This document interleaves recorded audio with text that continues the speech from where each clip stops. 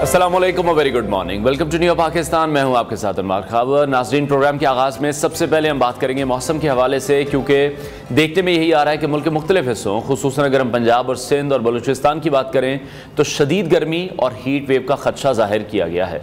महकमा मौसमियात ने भी अलर्ट जारी करते हुए कहा है कि आइंदा दिनों में दर्जा हरारत मामूल से 4 से 7 डिग्री सेंटीग्रेड ज़्यादा रहने का इम्कान है, जिसके पेश नज़र Punjab disaster management authority PDMA ने हीट वेव से बचाव के लिए खुसूसी हिदायत भी जारी कर दी हैं।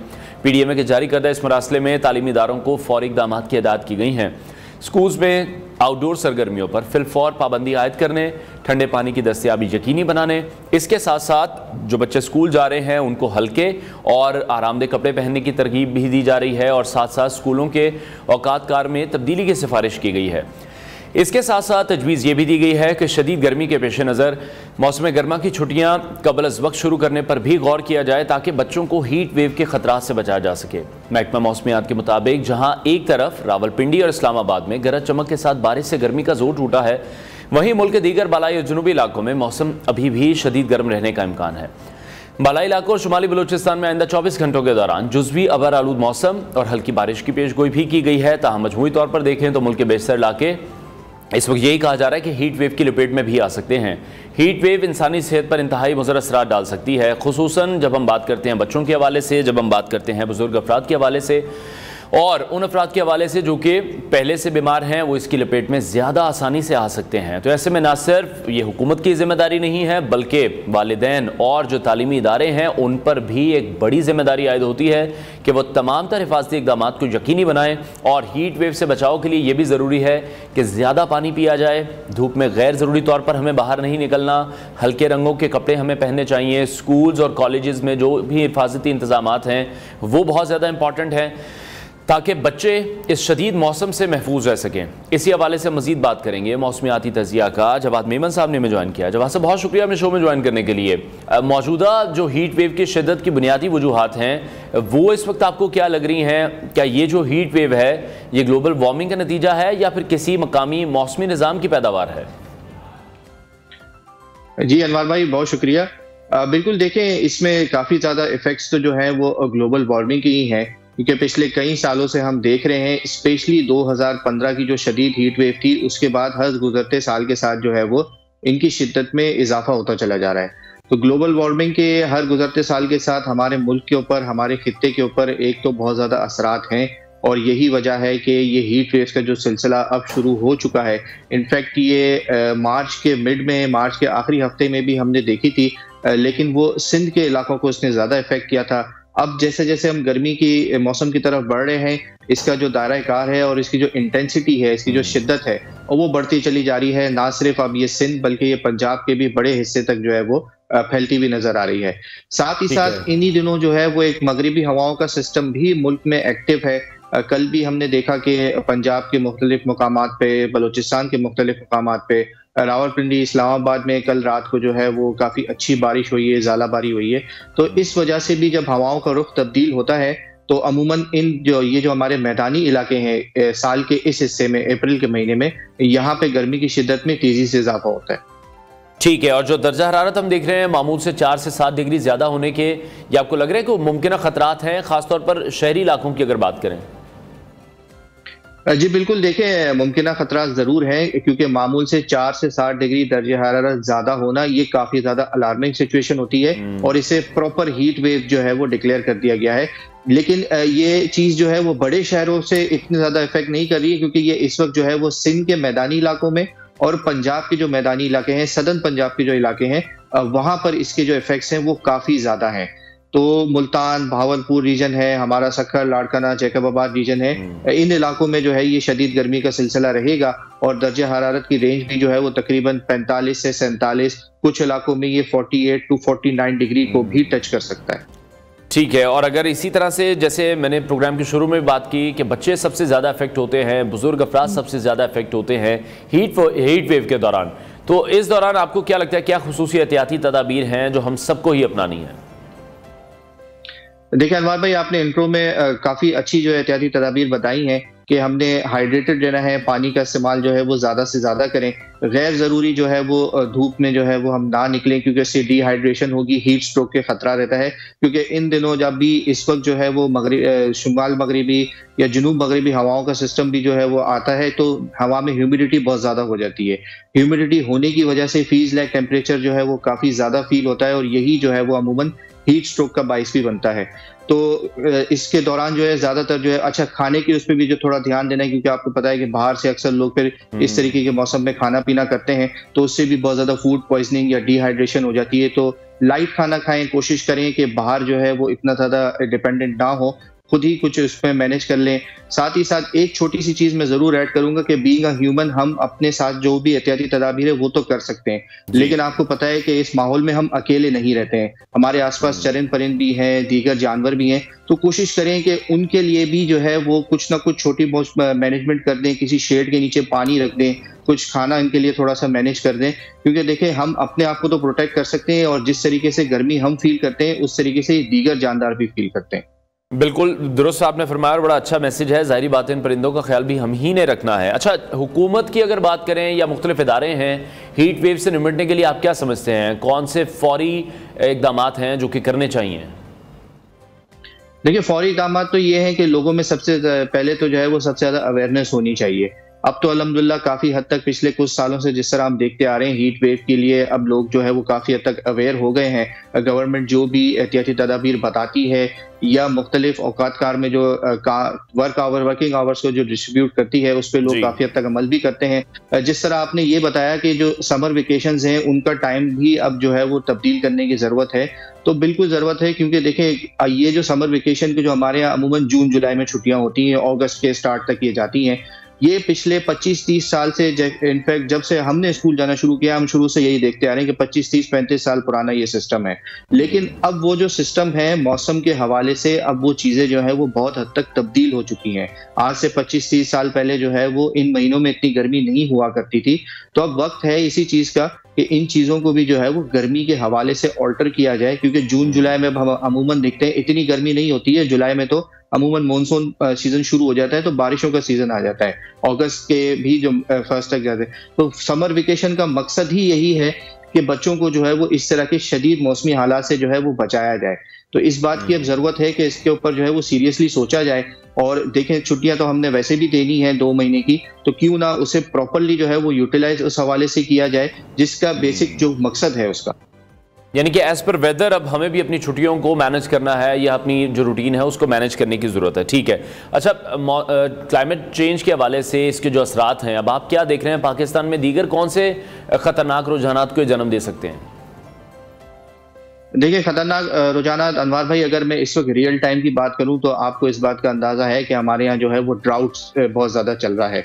पानी की जो है वो काफ़ी शदीद किल्लत है। जो सर्दी के सीज़न में बारिशें थी वो 50 से 60% कम हुई हैं, और अब ये जो सिचुएशन दोबारा ये जो शुरू हुई है हीट वेव की, ये मजीद जो हमारे वाटर रिसोर्सेज हैं उन पे स्ट्रेस डालेगा। तो ये आने वाले सालों में हर गुजरता जो सीज़न है वो एक्सट्रीम होता चला जा रहा है। चाहे वो गर्मी हो तो वो एक्सट्रीम होती चली जा रही है। बारिशें हमने पिछले 2 साल से देखा कि जो सर्दी की जो बारिशें उन पे ना सिर्फ इफेक्ट पड़ रहा है, बल्कि पिछले साल जो मॉनसून सीजन था वो भी ऑलमोस्ट नॉर्मल गया है, और उसके बाद फिर हमने डेफिसिट देखा। तो अब आने वाले हर साल जो है वो कोई ना कोई सीजन जो है वो अपने एक्सट्रीम पोजीशन पे चला जाता है। तो अब इस चीज की जरूरत है कि हमारे पास जो भी रिसोर्सेज अवेलेबल हैं उन्हें स्मार्टली मैनेज करें, और अभी नहीं, ये आज से 10-15 साल आगे की जो है वो प्लानिंग रखें कि आज से 10-15 साल में हमारे साथ मौसम किस तरीके से हमें ट्रीट करेगा, उस हवाले से अब प्लानिंग करने की इमरजेंसी बेसिस पे जरूरत है। अच्छा जवाद, ये लास्ट ईयर भी हमने अपने प्रोग्राम में डिस्कस किया था, अगर आपको याद हो, आप हमारे प्रोग्राम में आए थे और आपने ये बातें दोहराई थी। लेकिन आपको लगता है कि हुकूमती सतह पर कुछ इस तरह की प्लानिंग हो रही है, जो मुख्तलिफ इदारे हैं, आलमी इदारे हैं, वो तो जो प्रेडिक्शन देते हैं पाकिस्तान के टेम्परेचर को लेकर, वो तो इंतहाई खतरनाक है कि पाकिस्तान में जो गर्मी है वो इंतहा से भी ज़्यादा बढ़ जाएगी। तो उसको लेकर आपको एक तो लगता है कि एक वर्किंग हो रही है, सेकेंडली अगर हो रही है या करनी चाहिए तो क्या वर्किंग उसमें एडअप हो, हमें दरख्त ज़्यादा लगाने हैं, किस तरह से हमें अपने माहौल को बेहतर करना है? देखिए अनवार भाई, दरख्त तो जरूर ज्यादा लगाने हैं, लेकिन सब उस दरख्त लगाने से पहले जो ऑलरेडी जो दरख्त जो जंगलात हमारे पास मौजूद हैं, कम से कम उन्हें तो सिक्योर करें। हम आए दिन देखते हैं कि कोई ना कोई मीडिया पे या सोशल मीडिया पे रिपोर्ट्स आ रही होती हैं कि फलां जगह किसी भी वजह से जो है वो दरख्तों को खत्म कर दिया गया या उन्हें वहां से काट दिया गया। तो ये जो रिसोर्सेज हमारे पास अवेलेबल है, काइंडली उन्हें तो कम से कम प्रोटेक्ट करें, ताकि ये जो इफेक्ट्स आ रहे हैं, ये रिसोर्सेज ये जिस तेजी से खत्म हो रही है, वो इफेक्ट्स उन चीजों को दोबारा मल्टीप्लाई कर देते हैं। दरख्त कम होते चले जाएंगे, हीट वेव्स की शिद्दत बढ़ती चली जाएगी, ये दोनों तरफ से हमें इफेक्ट पड़ रहा है। साथ ही साथ अब जो हमारे पास वाटर रिसोर्सेज हैं, उन्हें जो है वो बहुत स्मार्टली यूज करने की जरूरत है। हमें अपने रिजर्वायर्स को जो है वो बढ़ाना पड़ेगा, क्योंकि इस साल आप देखें ना कि ड्राउट की वजह से जो है वो कितनी परेशानी हो रही है। हम और आप शायद इतने ज्यादा इफेक्ट नहीं हो रहे हैं, लेकिन जो किसान है, जो ग्राउंड लेवल पे जो बंदा काम कर रहा है, वो इस वक्त बहुत ज्यादा शदीद मुतासिर है उस वजह से। और आने वाले सालों में जिस तरीके से टेम्परेचर बढ़ते चले जाएंगे, ये चीजें मजीद जो है वो एम्पलीफाई होती चली जाएंगी। तो इमरजेंसी बेसिस पे, सीरियस बेसिस पे कम से कम अगले 10-15 साल की प्लानिंग आज हम करेंगे, तो इसके इफेक्ट्स जो है वो आने वाले कुछ सालों में नजर आना शुरू होंगे। ठीक है जवाद, अभी जो पैटर्न देख रहे हैं आप मौसम का, आइंदा हफ्तों के लिए मौसम कैसी सूरत-ए-हाल इख्तियार कर सकता है? देखिए अनवार भाई, इस वक्त हम एक ग्लोबल सीजन ट्रांजिशन में हैं। पिछले साल जो हमने एल नीनो सीजन देखा था, जिसकी वजह से हमारी जो सर्दी की बारिशें थी वो काफी कम हुई हैं, वो अब आहिस्ता आहिस्ता खत्म हो चुका है। न्यूट्रल फेज की तरफ हम जा रहे हैं, और मॉनसून आने से पहले पहले जो है ये उम्मीद है इस बात की कि ये पैटर्न जो है वो कुछ हद तक न्यूट्रल कंडीशंस में ही स्टेबल हो जाएगा। तो उम्मीद इस बात की है कि मॉनसून सीजन तो अच्छा नजर आ रहा है फिलहाल, लेकिन अभी जो मॉनसून सीजन है उसमें 2-2.5 महीने बाकी हैं, और इस दौरान ये मल्टीपल हीट वेव्स का जो सिलसिला है, सूखे का जो सिलसिला है, ये मजीद चलेगा। मगरबी हवाओं के जो सिस्टम है वो नॉर्थ तक ही लिमिटेड है। मुल्क का बड़ा हिस्सा जो है वो अभी बारिशें जो है वो काफी हद तक कम देखने वाला है। तो इसी हवाले से आगे प्लानिंग जरूरी है। ठीक है, बहुत शुक्रिया मौसमियाती तजिया का जवाद मेमन हमारे साथ इन कॉन्वर्सेशन थे। और मौसम की जो सूरत हाल है, हीट वेव के खदशात का भी इज़हार किया जा रहा है, और ये भी कहा जा रहा है कि गर्मी की जो शिद्दत है वो इस बार काफ़ी ज़्यादा होगी। और हो सकता है कि जब हम स्कूल्स के हवाले से बात करते हैं, बच्चों के हवाले से बात करते हैं, जो फिर इससे सबसे ज़्यादा इफेक्ट होते हैं, तो इस बार जो गर्मियों की छुट्टियाँ हैं शायद वो अर्ली अनाउंस भी की जा सकती हैं। आगे बढ़ते हैं और कुछ बात करेंगे हम पाकिस्तान सुपर लीग के हवाले से, जिसका रंगारंग मेला एक बार फिर से अपने जोबन पर आने को है। कल बाज़ाब्ता तौर पर पाकिस्तान सुपर लीग सीज़न 10 का आगाज़ होगा, और शायकीन क्रिकेट बेताबी से अपने पसंदीदा स्टार्स को एक्शन में देखने के मुंतज़िर हैं। इस 10वें एडिशन के आगाज़ से कबल गैर मुल्की खिलाड़ियों की पाकिस्तान आमद का सिलसिला भी अब तेज़ी से जारी है। इसी तरह अगर हम बात करें तो कोयटा ग्लेडिएटर्स के स्क्वाड में Sean Abbott, Kyle Jamieson, Akeal Hosein और फिन एलन शामिल हो चुके हैं, जबकि रेली रोसो पहले ही टीम के साथ मौजूद हैं। इसके साथ साथ कुशाल मेंडिस की आमद भी तय है। कराची किंग्स के लिए सबसे बड़ी खबर है, क्योंकि ऑस्ट्रेलवी स्टार डेविड वार्नर की आमद है, जो कि टीम की क़यादत संभालेंगे। लिटन दास और टिम सैफर्ड भी किंग्स को ज्वाइन कर चुके हैं। दूसरी तरफ पेशावर ज़ल्मी में इंग्लैंड के टॉम कॉलर, कैडमूर की शमूलियत हुई है, जबकि मुल्तान सुल्तान्स को डेविड विली, क्रिस जॉर्डन और जोश लिटल की खदमात हासिल हो चुकी हैं। ये सब कुछ पाकिस्तान सुपर लीग के वक़ार और बैनुल-अक़वामी मकबूलियत का ही मज़र है, जहाँ दुनिया भर से खिलाड़ी हम देख रहे हैं कि पाकिस्तान आने के लिए काफ़ी पुरजोश दिखाई दे रहे हैं। और इसी दौरान क्रिकेट की आलमी दुनिया में भी हलचल है। ICC ने वनडे प्लेयर्स की नई रैंकिंग जारी की है, जिसमें पाकिस्तान के बाबर आजम बदस्तूर दूसरे नंबर पर मौजूद हैं। मोहम्मद रिजवान ने भी तरक्की की है, जबकि शुभमन गिल बदस्तूर टॉप पोजीशन पर काबिज हैं। यह रैंकिंग न सिर्फ इनफरादी कारकर्दगी की अक्कासी करती है, बल्कि आलमी क्रिकेट में नई ताकतों को उभरने का इंदिया भी देती है। और ऐसे वक्त में जब एक जानिब पाकिस्तान सुपर लीग जैसा बड़ा टूर्नामेंट शुरू होने क्या है, और दूसरी तरफ खिलाड़ियों की इनफरादी परफॉर्मेंस दुनिया भर में मौजूद गुफ्तगू भी बनी हुई है। इसी हवाले से हम बात करेंगे। स्पोर्ट्स एनालिस्ट अहमद नजीब सती ने हमें ज्वाइन किया। अहमद, बहुत शुक्रिया हमें शो में ज्वाइन करने के लिए। सबसे पहले पाकिस्तान सुपर लीग के हवाले से बात करते हैं। गैर मुल्की खिलाड़ियों की एक बड़ी तादाद हम देख रहे हैं कि पाकिस्तान आ रही है। आप किस तरह से देख रहे हैं? PSL की कामयाबी का एक नया संग मील होगा? देखिए, PSL की कामयाबी तो मैं इसको नहीं कह सकता, क्योंकि फॉरेन प्लेयर्स तो अब काफी सीजन से आ रहे हैं। पाकिस्तान सुपर लीग की जो प्रिपरेशन है उसमें कोई एक्स्ट्रा ऑर्डिनरी कुछ भी नहीं है। तो अगर आपको मैं सही मानूं में बताऊं ना, देखिए वो एक तो होता है कि चीजें आपको आउटर साइड से नजर आती हैं, लेकिन अगर आप उसको थोड़ा सा रियलिटी से देखेंगे तो आप कई सफर स्टार्ट करें लाहौर से और इस्लामाबाद तक आए, या आप सक्खर से कराची तक जाएं, आपको अगर कोई एक बिलबोर्ड भी नजर आ गया ना पाकिस्तान सुपर लीग के एडवर्टाइजमेंट का, पहले होता था, मैं आपको लिटरली बताऊं, पहले अच्छी खासी एडवर्टाइजमेंट होती थी, इन शहरों में पाकिस्तान सुपर लीग होती थी, अच्छी खासी आपको बिलबोर्ड मार्केटिंग नजर आती थी। सवाए डिजिटल मीडिया के कहीं कुछ भी नहीं है। सो ये वो बाहर से तो सब कुछ हो रहा है, लेकिन अंदर से जो चीजें हैं वो काफी कमजोर हैं। ठीक है, तो आपको क्या लगता है कि मतलब फिर हम बेहतरी की तरफ नहीं जा रहे हैं? 10वां एडिशन है, 10 साल हो चुके हैं इस इवेंट को ऑर्गेनाइज करते हुए। ईयर बाय ईयर कहीं ना कहीं कुछ बेहतरियां भी हुई हैं, पाकिस्तान को भी टैलेंट मिलता रहा है, तो आपको लगता है कि मजीद बेहतरी के कोई इम्कानात मजीद हैं? देखिए, पाकिस्तान सुपर लीग जब स्टार्ट हुई थी तो ये बेहतरी की तरफ गई थी और पहले 3-4 सीजन के बाद ये दुनिया की टॉप 3 लीग्स में शुमार होती। लेकिन पिछले 2-3 सीजन से पूरी तरह से पाकिस्तान सुपर लीग हर लिहाज से नीचे गई है, अपनी अरेंजमेंट्स के लिहाज से भी, अपनी क्वालिटी ऑफ, सबसे इंपॉर्टेंट चीज होती है क्वालिटी ऑफ क्रिकेट। तो क्वालिटी ऑफ क्रिकेट में पीएसएल बहुत नीचे गई है। इसी वजह से पीएसएल का शुमार अब दुनिया की टॉप 5 लीग्स में भी नहीं होता है। अभी पीएसएल का स्टाइल ये है कि शोर बहुत बचाया जाता है, ये हो रहा है, अंदर से खोखला है, अंदर से हर चीज खोखली है। नॉन प्रोफेशनल लोग जो है पाकिस्तान सुपर लीग को लीड कर रहे हैं और उनको फर्क ही नहीं पड़ता है। सो देख कहने को बहुत कुछ है, मतलब आप सेलिब्रेट करें बहुत हो गया, या आप कुछ भी बात कर सकते हैं कि जी 10वां एडिशन है, आपने इतना बड़ा कमेंट्री पैनल कर दिया, आपने वो कर दिया, लेकिन इन रियलिटी जो अगर आप चीजों को देखेंगे तो चीजें काफी कमजोर हैं पाकिस्तान सुपर लीग। ठीक है, अच्छा, जैसे डेविड वार्नर हैं कराची किंग्स की, वो कप्तानी करेंगे, इसके साथ साथ कोयटा ग्लैडिएटर्स की टीम में शॉन एबर्ट हैं, कार्ल जेमिसन हैं, मुल्तान सुल्तान के स्क्वाड में डेविड विली हैं, क्रिस जॉर्डन है, जोश लिटल हैं। तो ये जो स्क्वाड्स देख रहे हैं मुख्तलिफ टीम्स के, आपको क्या लग रहा है कौन सी टीम इस बार टूर्नामेंट की फेवरेट रहेगी, या आपकी फेवरेट कौन सी रहेगी? मेरा ख्याल है कि वैसे 2 पर्सपेक्टिव्स होते हैं पाकिस्तान सुपर लीग में। एक होता है कि ऑन पेपर कुछ स्क्वाड ज्यादा अच्छे लग रहे होते हैं, और कुछ ऐसी टीम होती है जो कि जब टूर्नामेंट का बाकायदा तौर पे आगाज होता है तो उसमें उनका जो खेल होता है वो ज्यादा बेहतर होता है।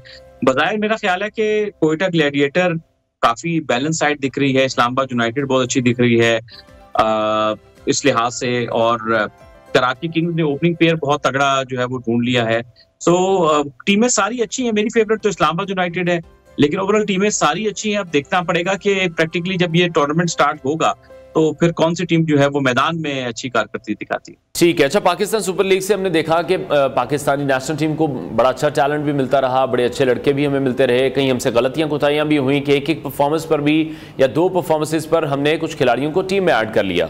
ये एक अनफॉर्चुनेट सिचुएशन ज़रूर है। मकामी नौजवान खिलाड़ियों के लिए आप किस तरह से देखते हैं, गैर मुल्की स्टार्स के साथ जब वो खेलेंगे उनके लिए कितना फ़ायदा होता है? देखिए, छोटा मोटा फायदा होगा, ज्यादा फायदा नहीं होता। उसकी वजह यह है कि आप 1-2-3 हफ्ते गुजार के अपनी क्रिकेट को जमीन से आसमान पे नहीं लेके जा सकते। हाँ, एक्सपोजर मिल सकता है, कुछ 2-4 बातें, कुछ चीजें सीख सकते हैं, कॉन्फिडेंस ले सकते हैं, थोड़ी मेंटोरिंग हो सकती है, उसमें बात हो सकती है। देखिए, सबसे इंपॉर्टेंट होता है प्लेइंग कंडीशंस आप क्या है। आप पिछले 2-3 सीजन देखें पीएसएल के, फ्लैट विकेट्स, मतलब ऑलमोस्ट फ्लैट विकेट्स। आपके प्लेयर इन फ्लैट विकेट्स पे रन करते हैं। जो ही जब पाकिस्तान से बाहर निकलते हैं, रिसेंटली न्यूजीलैंड में थोड़ी सी मुश्किल कंडीशन है तो आपकी क्रिकेट खत्म हो गई, ऐसा लगा आपको खेलना ही नहीं आता। तो ऐसे फ्लैट विकेट से रन बनते रहेंगे, प्लेयर स्कोर भी करेंगे, लेकिन आपकी क्रिकेट इंप्रूव नहीं करेगी। तो मेरा ख्याल ये है कि इंप्रूव करती है आपकी क्रिकेट 4-डे क्रिकेट से, जो आपकी लॉन्ग फॉर्मेट क्रिकेट होती है, जो क्रिकेट खेलेंगे जिसमें थोड़ी ज्यादा हार्डवर्क होता है, आप इंप्रूव वहीं पर जाकर करते हैं। तो पाकिस्तान क्रिकेट बोर्ड को उस पर फोकस करना चाहिए। पीएसएल का ये है कि इट्स अ गुड, लेकिन आपकी प्लेइंग कंडीशंस कैसी हैं, तो मैं समझता हूं कि प्लेइंग कंडीशंस को थोड़ा सा कंपेटिटिव करना चाहिए। फायदा तो होगा, जाहिर है कि यंगस्टर जो है बड़े प्लेयर्स के साथ ड्रेसिंग रूम शेयर करेंगे तो उनको काफी फायदा होगा। ठीक है, रहमर, आपके ख्याल में इस सीजन में कौन सा नया खिलाड़ी होगा जो कि सबसे ज्यादा सरप्राइजेस दे सकता है, या हमें कुछ नए फेसेस ऐसे मिल जाएंगे जिन पर हम नेशनल टीम में भी इन्हिसार कर सकते हैं कि पाकिस्तान को भी अच्छे तरीके से सर्व कर सकेंगे? काफी सारे लड़के हैं जो पहले भी खेल चुके हैं। एक लड़का लाहौर कलंदर में मोहम्मद नईम है, उसकी पावर हिटिंग के हवाले से काफी बात हो रही है। अच्छा पावर हिटर है, अब देखना पड़ेगा कि वो इमर्जिंग कैटेगरी में शायद खेले भी, उसको लाहौर कलंदर अपॉर्चुनिटी भी दे। और भी काफी सारे लड़के हैं, फैसल अकरम है, और काफी सारे लड़के हैं जो कि अच्छा टैलेंट है पाकिस्तान का, लेकिन ये पहले खेल चुके हैं काफी सारे लड़के। लेकिन मैं मोहम्मद नईम का जिक्र करूंगा जो पहली बार पिक हुआ। हसन नवाज को देखते हैं, पाकिस्तानी कंडीशंस में तो अच्छा खेलते हैं। ये कोयटा ने इनको पिक किया हसन नवाज को, क्योंकि बाहर ज़ाहिर न्यूजीलैंड में तो काफी टफ होता है खेलना, प्लेयर्स ने वो एक्सपीरियंस नहीं लिया होता। तो होप फॉर द बेस्ट, देखते हैं फिर आगे प्रैक्टिकली क्या होता है। और मास सदाकत का नाम लूंगा, सॉरी, मास सदाकत को भी पिक किया है पेशावर की टीम ने। तो वेरी गुड फाइन प्लेयर मास सदाकत, पेशावर से ही इनका ताल्लुक है, तो उनके लिए भी मैं एक्साइटेड हूँ। ठीक है। अच्छा, एक बड़े लंबे अरसे से अमर हम देख रहे हैं और हमने अपने प्रोग्राम में पहले भी ये चीज़ आपसे बहुत बार डिस्कस की है कि काफ़ी एक लंबे टाइम से हमारे पास टीम में अब्दुल रज़ाक जैसा, शाहिद अफरीदी जैसा, अजहर महमूद जैसा एक ऑलराउंडर मौजूद नहीं है। इस PSL सीज़न में आप देख रहे हैं कोई ऐसा लड़का होगा जो कि इनकी कमी को कहीं ना कहीं पूरी कर सकता हो, या अगर उसको मौका मिले तो वो टीम में अपनी जगह बना सके? देखिए ऑलराउंडर ना हमारा ना, देखिए ऐसा नहीं होता कि टैलेंट नहीं होता हमारे यहाँ। अब वो कल्चर खत्म हो गया, इतना ज्यादा सिफारिश का कल्चर आ गया ना कि अब ओहदों पे बैठे लोग इतने कमर्शलाइज हो चुके हैं, इतना ये पोल्यूटेड हो गया सिस्टम कि अब प्लेयर बनाना पड़ता है। देखिए प्लेयर बना नहीं पा रहे हैं हम। टैलेंट तो होता है जाहिर है नीचे। अभी देखिए आपके पास आमिर जमाल भी है, आपके पास प्लेयर मौजूद है। आप आमिर जमाल 140 प्लस बॉल करता है बैटिंग में, जिस बंदे ने ऑस्ट्रेलिया में रन कर दिया उसके लिए और क्या स्टैम्प चाहिए, और वो क्या उसको बैटिंग की आपने उसको उठा के बाहर कर दिया। अब्बास अफरीदी को आप चैंपियंस ट्रॉफी में खिलाते हैं, भी एक अच्छा पोटेंशियल प्लेयर है। उमर गुल साहब के भांजे हैं, पाकिस्तान से खेल चुके हैं। तो आपके पास पोटेंशियल ऐसे और भी बहुत सारे नाम है। अभी हम अपनी मेमोरी को अगर जोर डालेंगे तो एक दो नाम और भी हमारे पास आ जाएंगे। आपके पास आमिर यामीन थे, उनको आपने परफॉर्म करने के बावजूद आगे बढ़ने का मौका नहीं दिया। आपके प्लेयर थे पाकिस्तान में हैदराबाद के, अब कोई जिक्र ही नहीं करता। मैं चले नाम ले लेता हूँ, आसिफ महमूद 145 का बॉल करने वाला, इतना तगड़ा बॉलर। इधर आपके डोमेस्टिक क्रिकेट से उठ के अमेरिका चला गया 2 साल पहले, इतना तगड़ा फास्ट बॉलर, बैटिंग भी कर लेता था। तो मुझे समझ टैलेंट आ रहा है, जा रहा है, या टैलेंट को हम बना नहीं रहे। टैलेंट इज देयर, लेकिन हमें वो लोग चाहिए जो टैलेंट को बना के कौमी क्रिकेट तक पहुंचा सके। तो अमर, आपको क्या लग रहा है फिर गलती कहां पर हो रही है? हम टैलेंट हंट सही से नहीं कर पा रहे हैं, हम सिलेक्शन सही से नहीं कर पा रहे हैं। वो जो आपने बात की वो तो चल रहा है, हम देख रहे हैं कि सिफारिशी कल्चर बहुत ज़्यादा है। बट अगेन कहीं ना कहीं इन प्लेयर्स को अगर मैनेज किया जाता, किसी लीग में इन्हें मौका दिया जाता, तो शायद ये अपनी जगह बना सकते। देखिए इसमें सबसे इंपॉर्टेंट चीज है मेरिट। मेरिट क्या है कि जैसे आपने कोचेस लगाते हैं डोमेस्टिक क्रिकेट में, कोचेस जैसे होते हैं या सिलेक्टर लगाते हैं, ये सब मेरिट पर आए, और इनके ऊपर जो लोग इनकी मॉनिटरिंग करने वाले वो भी मेरिट पे हो, ताकि हर चीज मेरिट पे सिलेक्शन हो। तो मेरिट पे सिलेक्शन होगी, मेरिट पे कोचिंग होगी, हर बंदा अपना अपना हिस्से का काम करेगा और सही बंदा सही कुर्सी पे होगा, तो ऑटोमेटिकली आपको नताइज नजर आएंगे, जो अनफॉर्चुनेटली अभी हमें नजर नहीं आ रहे। ठीक है। अच्छा, दूसरी तरफ ICC की कुछ रैंकिंग्स हैं, वो भी सामने आई हैं। बाबर आजम अभी भी दूसरी पोजीशन पर बरकरार हैं। उनकी कंसिस्टेंसी का ये एक बहुत बड़ा सबूत है। टीम को उस तरह से फायदा नहीं हो पा रहा, इस पर आप क्या कमेंट करेंगे? देखिए व्हाइट बॉल क्रिकेट की जो रैंकिंग होती है इररिलेवेंट होती है। रैंकिंग क्यों इररिलेवेंट होगी? क्योंकि आप मैं सिर्फ बाबर आजम के तनाजुर में बात नहीं कर रहा, मैं ओवरऑल बात कर रहा हूँ। क्योंकि आप अगर दुनिया क्या करती है कि अब जो बायलैटरल सीरीज होती है उसमें उनके मेन प्लेयर नहीं खेल रहे होते हैं, तो आप बैटिंग कंडीशंस बहुत आपको ज्यादा मिलती हैं। 1-2 टूर ऐसे होंगे आपको मुश्किल, तो आप रन करते चले जाएंगे तो रैंकिंग तो ऊपर नीचे आ रही होगी।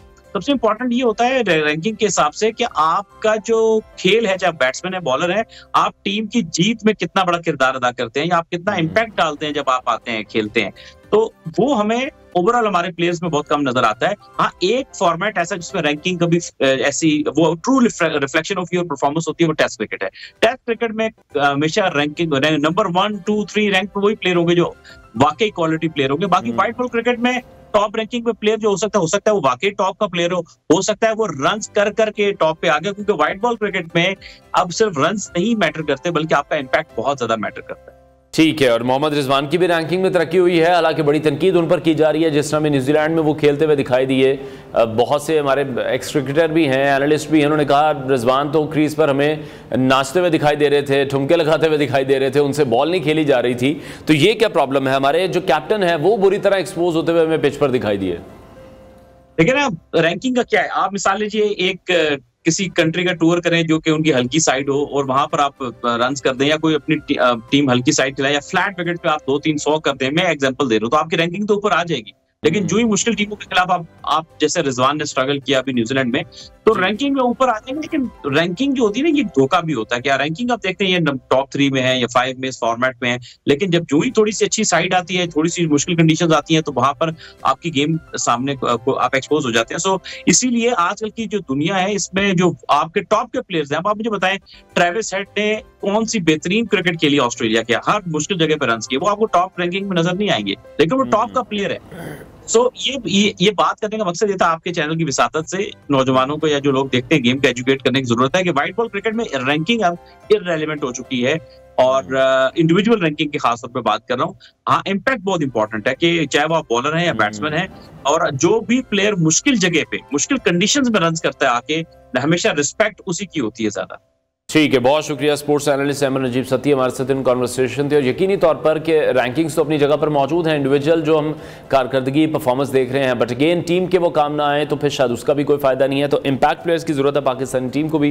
ब्रेक लेते हैं, ब्रेक के बाद आपको दोबारा ज्वाइन करेंगे।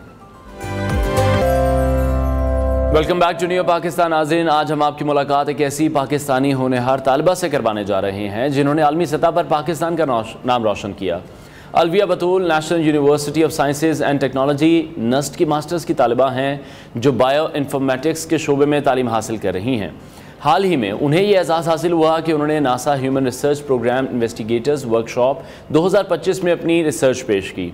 उनकी रिसर्च का मौजू खलानोर्दों और फ्लाइट सर्जन के लिए मसनूई जहानत पर मबनी मुआविन खलाबाजों की सेहत का तहफ़्फ़ुज़ था। अलविया ने एक ऐसा AI मॉडल तैयार किया है जिसका इंटरफेस चैट GPT की तर्ज पर है और ये खला में मौजूद अमले की सेहत से मुतल्लिक सवालात के जवाबात नासा के रहनुमा उसूलों के मुताबिक फराहम करता है। इस कामयाबी पर न सिर्फ उन्हें आलमी साइंसदानों ने सराहा बल्कि उन्होंने नासा के कई माहिरीन के साथ कीमती नेटवर्किंग भी की है। अलविया से मज़ीद बात करेंगे। अलविया, बहुत शुक्रिया हमें शो में ज्वाइन करने के लिए। सबसे पहले मैं बताइएगा कि आपने बायो इन्फॉर्मेटिक्स के शोबे को बतौर करियर क्यों मुंतखब किया? बिस्मिल्लाहिर्रहमानिर्रहीम, thank you so much.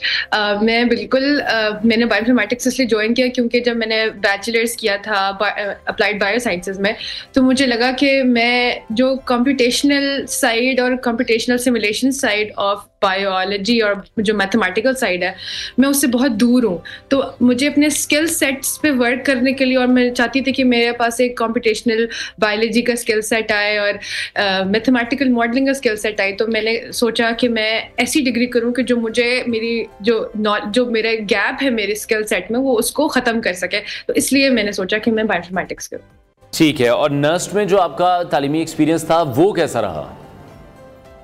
Nernst में मेरा तालीमी एक्सपीरियंस बहुत अच्छा था। जब मैंने बायोइन्फॉर्मेटिक्स वाली डिग्री स्टार्ट की तो मुझे ये एहसास हुआ कि जो मुझे यहाँ पढ़ाया जा रहा है वो बिल्कुल वही है कि जो बाहर के ममालिक में पढ़ाया जा रहा है। क्योंकि और ये एहसास मुझे तब हुआ कि जब मैंने ऑनलाइन प्रोजेक्ट्स और इंटरनेशनल प्रोजेक्ट्स किए हैं with people that are in NASA और ऑल अराउंड द वर्ल्ड। और ये मैंने चीज़ नोट की कि जो मैं यहाँ पढ़ रही हूँ वो मुझे हेल्प कर रहा है ताकि मैं इस तरह के प्रोजेक्ट्स आलमी सतह पे कर सकूँ। तो इसका क्रेडिट मैं नस्ट को दूंगी कि उन्होंने मुझे उनकी पढ़ाई ने मुझे बहुत सपोर्ट किया इस मामले में कि मैं अपने आप को इस तरह से शोकेस कर सकूँ। ठीक है, अलविया अपनी रिसर्च के बारे में मजीद बताइएगा। ये आइडिया किस तरह से जनरेट हुआ? आइडिया से जनरेट हुआ था कि मैंने डीप स्पेस इनिशिएटिव एक रिसर्च ऑर्गेनाइजेशन है, मैंने उसके लिए अप्लाई किया था कि मैं एक रिसर्च प्रोजेक्ट करूं। तो उन्होंने कुछ रिसर्च प्रोजेक्ट्स लिस्ट किए हुए थे कि अगर आपने इस कोहोर्ट में अप्लाई करना है तो ये रिसर्च प्रोजेक्ट्स हैं, रिसर्च क्वेश्चंस हैं इन द साइंटिफिक कम्युनिटी जिसको आपने सॉल्व करना है।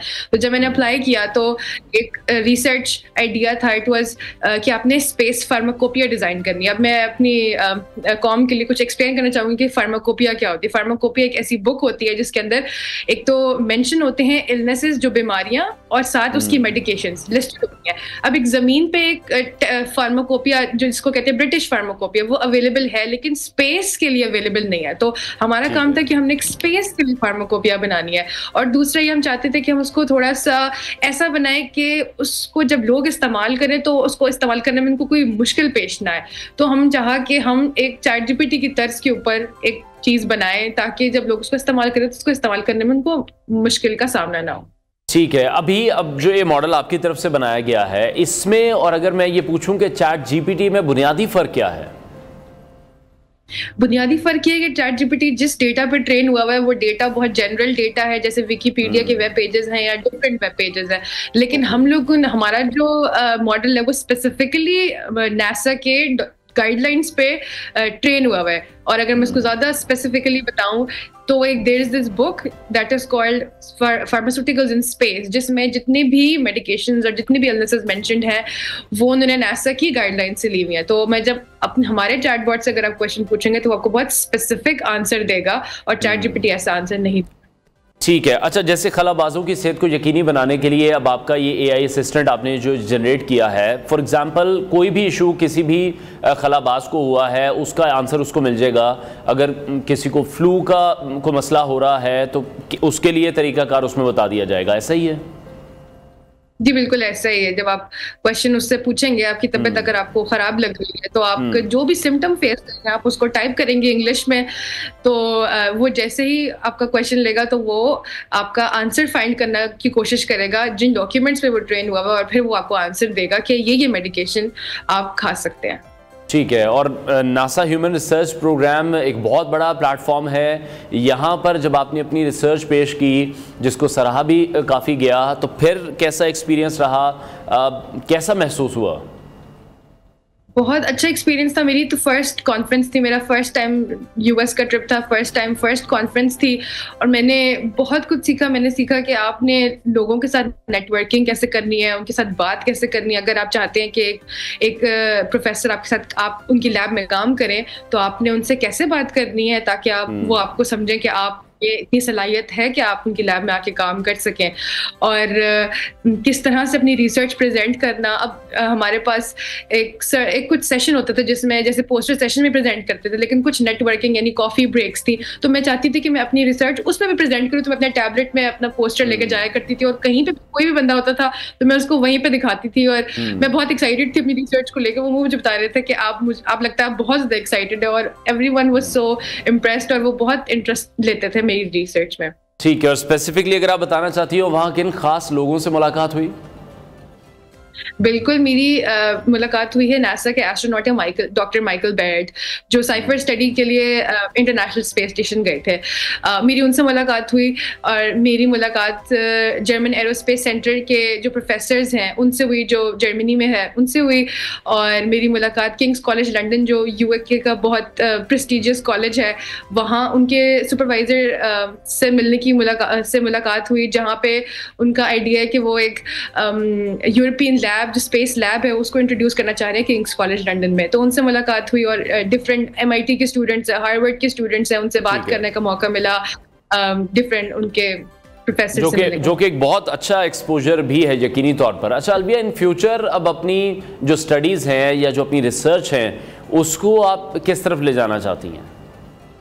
बिल्कुल, मेरी यही कोशिश है कि जो मेरी अपनी फर्दर रिसर्च करूँ वो स्पेस वाली साइड पे, क्योंकि आपको पता है जैसे जो आजकल जो डिग्रीज ऑफर हो रही हैं वो इतनी ज़्यादा स्पेस से फोकस नहीं है। तो मेरी यही अप्रोच है कि मैं जिसमें डिग्री करूँ वो मेरे उन जो मेरी नॉलेज में गैप्स हैं, जो मैं चाहती हूँ स्टडी करना स्पेस वाली साइड पे, तो मैं अपनी एक्सपर्टीज उस डिग्री से गेन करके फिर फर्दर स्पेस के प्रॉब्लम सॉल्व कर सकूँ। जैसे मेरा specific interest space flight neuro ocular syndrome है, जब आपकी आंखों में प्रेशर चेंज हो जाता है जब आप स्पेस में जाते हैं, तो उसकी पीछे जो मैकेनिज्म आंखों में होता है वो अभी स्पेस मेडिसिन कम्युनिटी उसमें फिगर आउट करी कि ऐसा क्यों होता है।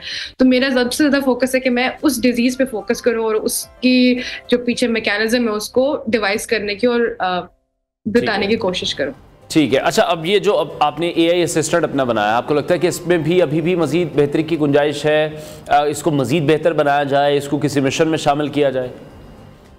बिल्कुल ऐसा ही है। इसमें बिल्कुल अभी हमें मॉडिफिकेशंस की ज़रूरत है, क्योंकि अभी आप इसमें एक क्वेश्चन पुट करेंगे तो वो आपको आंसर देगा, लेकिन अगर आप रियल वर्ल्ड में देखें और आप डॉक्टर के पास जाएं तो आपसे डॉक्टर 5, 6, 10 सवाल करेगा और फिर आपको मेडिकेशन देगा। तो हम चाहते हैं कि हम उसमें एक ऐसा सिस्टम इंट्रोड्यूस करेंगे जिसमें वो आपसे 4, 5, 6 क्वेश्चन पूछेगा और आपसे पूछेगा कि आपकी पहले कोई सर्जरी हुई थी, कि आपको दर्द अगर आ रहा है तो चेस्ट की साइड से राइट साइड से आ रहा है, लेफ्ट साइड से आ रहा है, इस तरह के क्वेश्चन हो ताकि वो एक सही तरीके से आपको मेडिकेशन प्रोवाइड कर सके। ठीक है। और अलविया, आप तो फिर अब नर्स में काफी फेमस हो गई होंगी। बिल्कुल, लेकिन मुझे फर्क नहीं पड़ता, क्योंकि मुझे लगता है कि अगर आपने कुछ खुदा के लिए करना है तो आपने तो एक दिन मर जाना है। तो अगर आपने कुछ खुदा के लिए करना है तो आपको ऐसा काम करना चाहिए कि आपसे खुदा राजी हो। तो फेमस होना it doesn't mean to me because एक दिन सबने मर जाना है। आपने ऐसा काम करना चाहिए कि खुदा के सामने आप सुरखुरू हो और ऐसा काम करने के आपसे खुदा राजी हो। ठीक है। अच्छा, जैसे बहुत सी पाकिस्तानी नौजवान लड़कियां हैं जो भी आपको देख रही होंगी, बहुत सी ऐसी तालिबात हैं, उनके लिए क्या मैसेज देना चाहेंगी जो साइंस की इस फील्ड में आना चाहती हैं या रिसर्च में अपना करियर बनाना चाहती हैं? बिल्कुल उनके लिए ये मैं कहना चाहूँगी कि आपके पास अपॉर्चुनिटीज़ बहुत ज़्यादा है। आपने कभी पढ़ाई नहीं छोड़नी है, आपने हमेशा अपनी पढ़ाई पे फोकस करना है और कभी भी नहीं सोचना कि पढ़ाई मुश्किल है। अगर आप स्पेस वाली साइड पे आना चाह रही हैं तो आपको चाहिए कि ऐसे ऑनलाइन प्लेटफॉर्म्स है जो ऑनलाइन अवेलेबल है, आपको कुछ पे करने की ज़रूरत नहीं है। आपने बस लोगों से कनेक्शंस बिल्डअप करने, जैसे NASA open science data repository, जैसे डीप स्पेस इनिशिएटिव, इनके साथ प्रोजेक्ट्स करके आप भी मेरी तरह किसी नासा की कॉन्फ्रेंस में प्रेजेंट कर सकती हैं। तो ये बिल्कुल मुश्किल काम नहीं है, सब कर सकते हैं। ठीक है रलविया, लेकिन आपको क्या लगता है कि आज की जो हमारी स्टूडेंट्स हैं उनको किन मुश्किलात का, किन चैलेंजेस का सामना करना पड़ता है और फिर वो किस तरह से ओवरकम कैसे करें? उनको मुश्किल चैलेंजेस उनको मुझे लगता है ये फेस करती हैं कि उनके पास सही डायरेक्शन नहीं होती। आजकल जिन स्टूडेंट्स से मैं बात करूं उनको पता नहीं होता कि उनका रिसर्च इंटरेस्ट क्या है, उनको किस चीज़ में मजा आएगा काम करने में। तो मेरा उनके लिए यही पैगाम है कि अगर एक्सटेंसिव लिटरेचर रिव्यू करें, हर बॉडीली सिस्टम के बारे में पढ़ने की कोशिश करें, सिर्फ not just for biology but जो लोग फिजिक्स पढ़ते हैं, केमिस्ट्री पढ़ते हैं, मैथ्स पढ़ते हैं, उनको चाहिए कि जितने भी रिसर्च आर्टिकल्स हैं उसके बारे में पढ़ने की कोशिश करना। देखें कि आपको क्या चीज़ इंप्रेस करती है और फैसिनेट करती है। आपको वही करना चाहिए जो आपका दिल चाहे और आपको करने में अच्छा लगे, क्योंकि अगर आप उसमें पुश अपने आपको करते रहेंगे तो आप उसको कभी एक्सेल नहीं कर सकते उसमें। ठीक है, बहुत शुक्रिया अलविया बतूल, हमारे साथ इन कॉन्वर्सेशन थी और all the best for your future endeavours. बड़ा ज़बरदस्त आप काम कर रही हैं, पाकिस्तान का नाम रोशन कर रही हैं, इसी तरह से पाकिस्तान के लिए मेहनत करते रहें। आगे बढ़ते हैं नाजरीन, और अब आपको बताते चलें कि मोहब्बत सरहदों की कैद नहीं मानती, ना ही रंग, ना ही नस्ल, ना ही ज़ात पात और ना ही कोई डिस्टेंस। जब दिल मिलते हैं तो दुनिया की तमाम दीवारें गिर जाती हैं। और आज एक ऐसी ही अनोखी मोहब्बत की कहानी ने दुनिया को हैरान कर दिया है। भारत की सरजमीन, ख़ास तौर पर रियासत आंध्र प्रदेश के एक छोटे से बेनाम गांव में खुशियों की लहर दौड़ गई है, क्योंकि इंस्टाग्राम पर पनपने वाली एक खूबसूरत लव स्टोरी हकीकत का रूप धार चुकी है। सिर्फ एक सादा सा हाय, एक लफ्ज़ जो अक्सर नज़रअंदाज कर दिया जाता है, इस बार मोहब्बत की कहानी का आगाज़ बन गया। 14 माह पहले शुरू होने वाली ये बातचीत आज ज़िंदगी भर के बंधन में बदल चुकी है। अमेरिका से ताल्लुक़ रखने वाली खूबसूरत फोटोग्राफर जैकुलिन ने अपनी मोहब्बत पर यकीन करते हुए हज़ारों मील का सफ़र तय किया। वो अपने दिल के फैसले पर पूरा भरोसा रखती थी। उन्होंने न सिर्फ भारतीय नौजवान चंदन से मोहब्बत का इजहार किया, बल्कि इस मोहब्बत को अपने ख़ानदान, खुसूसन अपनी मदर से भी शेयर किया। अपनी वालिदा को एतमाद में लिया और फिर ख्वाबों को हकीकत का रूप देने वो भारत पहुँच गईं। आंध्र प्रदेश का वो खामोश सा गाँव जो शायद कभी नक्शे पर भी नुमाया ना हो, आज दुनिया भर की खबरों में छाया हुआ है। देहाती नौजवान चंदन जो सादगी और मोहब्बत का पैकर है, और अमरीकी जैकुलिन जो अपने ख्वाबों की ताबीर के लिए सरहदों को मिटा कर आई, दोनों ने साबित कर दिया कि इश्क सच हो तो कोई फासला बड़ी रुकावट नहीं बनता। ये कहानी सिर्फ इंस्टाग्राम की नहीं, बल्कि ये कहानी है सच्चे जज्बों, एतमाद और हिम्मत की। एक पैगाम है कि अगर नीयत सच्ची हो तो दुनिया की कोई भी दीवार, कोई सरहद मोहब्बत को रोक नहीं सकती। मोहब्बत वाकई एक खूबसूरत जज्बा है जो किसी बंधन का मोहताज नहीं है, जैसा कि स्टोरी में भी हमने देखा, जो कि बहुत से लोगों के लिए एक मोटिवेशन भी होगी। ये आपके काम के साथ भी हो सकती है, ये आपके किसी हुनर के साथ भी हो सकती है, ये आपके किसी स्पोर्ट्स के साथ भी हो सकती है। तो अगर आप किसी भी चीज़ में दिल लगाते हैं, किसी भी चीज़ में अपनी तमाम एफर्ट्स डालते हैं, तो मेरा ख्याल है कि आपको कोई भी चीज़ जीतने से या किसी भी चीज़ को अचीव करने से नहीं रोक सकती। ब्रेक लेते हैं, ब्रेक के बाद आपको दोबारा ज्वाइन करेंगे।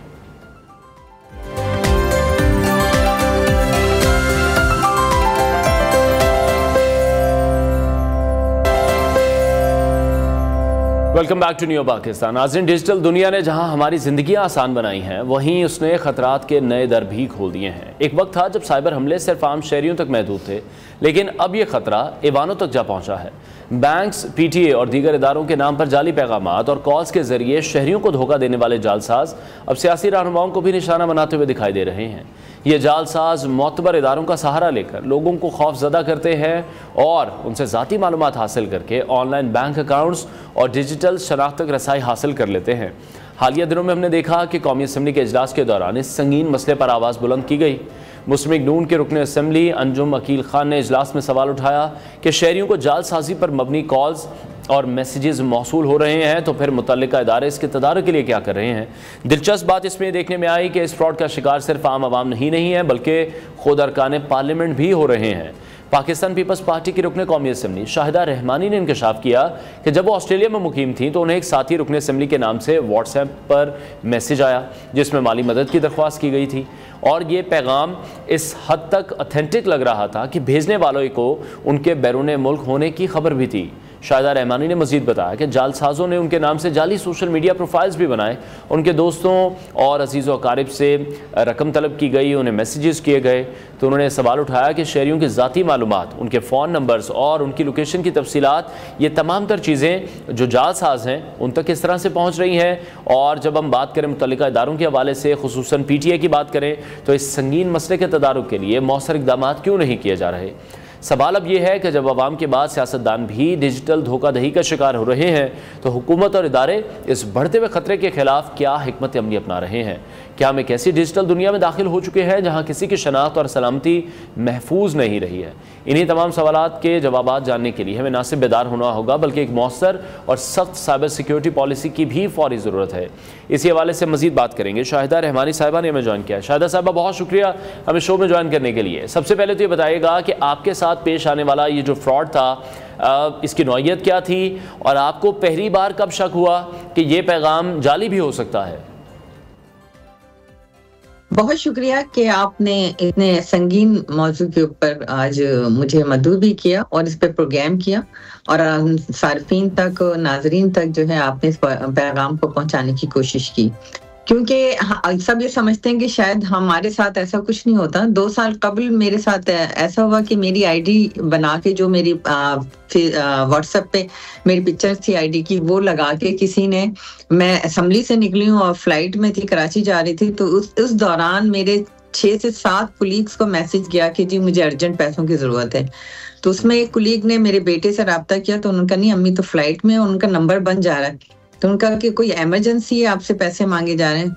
तो फिर जब मैं कराची एयरपोर्ट पहुंची तो मुझे पता चला कि उस वक्त तक तो काफी सारे लोगों के पास, मेरे कुलीग्स के पास मैसेज जा चुका था। फिर मैंने ग्रुप में, जो हमारा ग्रुप था, उस पर मैसेज किया कि किसी को पैसे ट्रांसफर ना किए जाएं। फिर फौरी तौर पे वहां मैंने पुलिस को इन्फॉर्म किया, और वो कराची ही से कोरंगी के एरिया से कोई शख्स था जो घर में बैठ के, एक छोटे से घर में बैठ के, वो माँ बेटे उसमें इन्वॉल्व थे, उन्होंने गिरफ्तार किया गया। और कुछ लोगों ने पैसे भी ट्रांसफर कर चुके थे जो मेरे एरियाज के थे, तो उनके पास इतनी नॉलेज थी। लेकिन अभी रिसेंटली जो अभी आपने बात की जनवरी की, तो मैं ऑस्ट्रेलिया गई हुई थी अपने निजी विजिट पर। तो वहां पर मुझे मेरी एक कुलीग हैं, उनका मैसेज आया, खैर खैरियत पूछी और कहा कि कैसा रहा विजिट, बच्चों के साथ कैसा टाइम। तो मैं उनको रिस्पॉन्स किया, तो मैंने कहा मेरी पूछ रही तो कुलीग है, मैंने उन्हें कॉल की, तो वो कॉल काट के उन्होंने टेक्स्ट किया कि ओनली टेक्स्ट। मैंने कहा आई थिंक शायद वो सेशन में है, तो दैट्स व्हाई वो मुझे रिस्पॉन्स नहीं दे रही। लेकिन उसके बाद थोड़ी देर के बाद उनका एक मैसेज आया कि जी मैं एक इमरजेंसी में हूँ, आई नीड योर हेल्प। तो मैंने कहा प्लीज मुझे बताएं। तो उन्होंने कहा कि जी मुझे 10 लाख रुपए की अर्जेंट जरूरत है। मैंने कहा ये तो खुद इतनी रिचेस्ट फैमिली से बिलोंग करती है, इनको कैसे नीड हो गई। तो मुझे एक शख्स हुआ, तो मैंने वहां के नंबर से उनको कॉल की, तो उन्होंने मुझे हंसते हुए कहा तुमसे भी पैसे मांगे गए। तो मैंने कहा कि हाँ। तो अब उनके पास इतनी डिटेल थी, और उसके बाद FIA में दिया तो कुछ नहीं हुआ। इससे पहले भी रमजान के अंदर मेरे नाम से मुख्तलिफ लोगों से कहा कि जी मेरा अच्छा, वो उसमें एक लेडीज भी इन्वॉल्व होती हैं, वो कॉल करती हैं और आवाज वैसे ही बात करती जैसे हम कर रहे हैं। तो कहती कि जी वो मेरे बेटा फला जगह सफर कर रहा है, उसको जरूरत पड़ गई, तो प्लीज आप उनकी हेल्प कर दें। अब चूंकि हमारा एक मतलब एक ऑनेस्टी के साथ नाम है, तो लोग बड़े उससे एहतराम करते हैं, तो वो कहते हैं कि जी शायद मैडम को कोई, मैंने कहा भाई मैंने तो आप लोगों से कुछ पैसे आज तक मांगे ही नहीं, तो आपने किस तरीके से ट्रांसफर कर दिया। तो लेकिन शायद साहब यहाँ पर एक चीज जरा क्लियर कीजिएगा कि आपने कहा कि आपके बैरून मुल्क होने की भी इत्तला उन्हें जा रही है, तो फिर आपको क्या लग रहा है कि ये जो मालूमात हैं किसी डेटा लीक या किसी सरकारी रिकॉर्ड तक रसाई के जरिए हासिल की गई, या कहीं सोशल मीडिया पर आप ये अपडेट्स देती रहती हैं? नहीं, मैंने सोशल मीडिया पे कहीं पे भी अपडेट नहीं दी थी, क्योंकि ये मेरा अपना वो फैमिली टूर था, तो मैंने किसी को भी नहीं बताया था। उसके बावजूद अगर इतनी इन्फॉर्मेशन है, और फिर उनको ये भी पता है कि मैं इस्लामाबाद में हूँ, कराची में हूँ या बैरून मुल्क हूँ, और फिर एक एक चीज के वो इस तरह से बात करते हैं जैसे मैं वो मेरे वाकई ही में फ्रेंड है, और उनको ये पता है कि मैं अपने बच्चों के साथ ये विजिट कर रही हूँ। तो इसका मतलब है कि इन्फॉर्मेशन कहीं से लीक हो रही है। मैं तो ये समझती हूँ कि जैसे जैसे आप तरक्की कर रहे हैं, देखिए अभी पेका एक बना तो उसके ऊपर बहुत सारे तहफुजात है, लेकिन मैं समझती हूँ इस तरह की चीजें वक्त की जरूरत है। किसी भी चीज को हम ऐसे आजाद नहीं छोड़ सकते। जब हमारा अपना एक घर होता है तो घर के भी कुछ रूल्स एंड रेगुलेशन होते हैं, उसमें हम इम्प्लीमेंट करते हैं तो घर बनता है। इसी तरह मुल्क है, वहां पे कानून बनते हैं। लेकिन अब जैसे जैसे सोशल मीडिया की आजादी है, इसमें मैं समझती हूँ कि हमारे कवानीन को भी सख्त होना चाहिए, इदारों को भी सख्ती से उन कवानीन पर इम्प्लीमेंट कराना चाहिए। अब फॉर एग्जाम्पल कि हम FIA में कंप्लेन करते हैं, वो सारा डेटा देते हैं, लेकिन उसके बावजूद रिजल्ट कुछ नहीं आता और हम फिर वहीं खड़े होते हैं, ना उनको गिरफ्तार किया जाता। कहा जाता है कि जी इस तरह की तो बहुत ज्यादा मुल्क के अंदर वाकयात हो रहे हैं, तो हम किस को मतलब इन्वेस्टिगेट करें। तो लेकिन शाहिदा साहब, आप क्या समझती हैं, कितना अनफॉर्चुनेट है ये कि मेंबर ऑफ पार्लियामेंट होते हुए अगर आपको इंसाफ नहीं मिल पा रहा है, तो जो आम आवाम है उसको किस तरह से इंसाफ मिलेगा? जी बिल्कुल, हम जब बैठ के आपस में बात करते हैं तो हम ये कहते हैं कि हम मेंबर ऑफ पार्लियामेंट हैं, हमारी एक्सेस है तमाम इदारों तक, तो हमें अगर जस्टिस नहीं मिलता तो आम आवाम कितना सफर कर रहे होंगे। जबकि हम तमाम डेटा इनको देते हैं और तमाम इनके पास जो डिपार्टमेंट्स हैं उनको हर चीजों से वो ट्रेनिंग भी उनके पास होती है, आलात भी होते हैं। लेकिन आप ये देखें कि वो लोग जो कि मतलब ऑफिशियल नहीं है और जो इस तरह की वारदातें कर रहे हैं, वो कितने वेल अवेयर हैं, उनके पास कैसे हर चीज का डेटा पहुंच जाता है, वो कॉल्स करते हैं। आप खुद सोचें कि जो बैंकिंग फ्रॉड हो रहा है, अब फॉर एग्जांपल अगर मुझे अलाइड बैंक से कॉल आती है, आप उस नंबर वही होता है, जब आप गूगल पे सर्च करें तो वो नंबर किस तरीके से कॉपी करके और उस नंबर को ट्रेस करके कॉल कर रहे हैं। ठीक है, अभी फिर इसका मतलब इसके बाद फिर आप मुतल्लिका इदारे जो हैं हमारे PTA की अगर हम बात कर लें या FIA साइबर क्राइम विंग के हवाले से बात कर लें, इन तमाम इदारों को आपने फिर रिपोर्ट किया, PTA की तरफ से भी कोई कार्रवाई नहीं की गई? आपने बताया कि FIA ने तो इस पर कुछ भी नहीं किया। देखिए, एप्लीकेशन देना हमारा काम होता है, लेकिन आज तक उसका कोई रिजल्ट नहीं आया, तो इसका मतलब है कि इसमें कोई काम नहीं हुआ। ठीक है, तो फिर इसका मतलब ये है कि फिर जो मौजूदा कवानीन मौजूद हैं या जो भी सिस्टम मौजूद है ऐसे साइबर हमलों की रोकथाम के लिए, तो फिर वो काफ़ी नहीं है, वो मौसर नहीं है। अगर आप जैसे लोगों को इंसाफ नहीं मिल रहा है तो फिर तो बहुत मुश्किल है आम आवाम के लिए भी। उनको वो तो अगर इन इदारों के पास भी जाते हैं, उनकी तो सुनवाई किसी सूरत भी नहीं होती अगर आप लोगों की भी नहीं हो रही। देखिए, बिल्कुल जिस तरह अभी पेका एक्ट बना है और इस पे कानून इम्प्लीमेंट कर रहा है, कानून इसके पे जो है इम्प्लीमेंटेशन शुरू हुई, इसी तरह मैं समझती हूँ सोशल मीडिया के हवाले से हमें और मजीद सख्त कवानीन, इनकी जो इस तरह की फ्रॉड वारदातें हो रही हैं, इन पे ना इनकी सीरियसनेस को संगीन को एहसास रखते हुए हमें कवानीन भी सख्त बनाने होंगे और उस पर सजाएं भी सख्त रखनी होगी। ये नहीं कि हम मामूली से सजाएं रखें या ये सोचेंगे ये तो पूरे मुल्क में फ्रॉड हो रहा है, हम किस किस को रोक सकते हैं। अगर ये सोच होगी तो फिर तो कभी काबू नहीं पाया जा सकता। लेकिन अगर हम इसके ऊपर कोई बेहतर इकदाम उठाएं और तमाम कौम मिल के इस पे बात करें, जिस तरह हम पार्लियामेंट में भी बात कर रहे हैं, इसके ऊपर सख्त कवानीन बनाने की भी बात कर रहे हैं, तो उसी सूरत में जो है हम इस पे कामयाब हो सकते हैं। ठीक है। और शाहिदा साहिबा, जिस तरह से अगर हम आम शहरियों के ज़ाती डेटा के हवाले से बात करें, ज़ाती डेटा उनका महफूज होना बहुत ज़रूरी है। इसी तरह से जो हमारे अवामी नुमाइंदे हैं, जैसे आप लोग हैं, बहुत सा कॉन्फिडेंशियल डाटा आप लोगों के पास मौजूद होगा, कॉन्फिडेंशियल रेजोल्यूशंस होंगी, पॉलिसीज़ होंगी, तो वो तो इसका मतलब फिर सिक्योर नहीं है। ऐसी चीज़ों को सिक्योर करने के लिए फिर बहुत से खुसूसी इक़दाम की ज़रूरत है, बहुत सी पॉलिसीज़ बनाने की ज़रूरत है। बिल्कुल, सिक्योर कैसे हो सकता है जब पार्लियामेंटेरियन के एक एक चीज को वेबसाइट्स पे डाला जाता है, उनके नंबर्स को वेबसाइट पे डाला जाता है, उनकी ईमेल को, तो फिर तो एक्सेस बहुत इजी हो जाता है हम तक लोगों का। ठीक है। और क्या मैसेज देना चाहेंगी उन शहरियों के लिए जो ऐसे फ्रॉड से बचना चाहते हैं या बचना चाहिए? क्योंकि बहुत से ऐसे लोग हैं, जैसे आपने भी बताया कि जब आपका नाम लिया गया बहुत से लोगों ने ट्रांजैक्शन भी कर दी थी। बिल्कुल, हमें ये चाहिए कि जब हमारे पास कोई टेक्स्ट आता है तो सबसे पहले उसको हम अपने मोबाइल नंबर से कॉल करें, बजाय हम व्हाट्सएप पे, क्योंकि व्हाट्सएप हैक हो जाते हैं। इस तरह के जो हमारे पास एप्लीकेशंस हैं वो हैक हो जाती हैं। हमें डायरेक्ट नंबर पे उन्हें कॉल करके बताना चाहिए। हमें किसी भी किस्म की वो हेजिटेशन फील नहीं करनी चाहिए, बल्कि हमें फौरी तौर पे नंबर पे राब्ता करके कि जी कोई इमरजेंसी है आपको, इस तरह।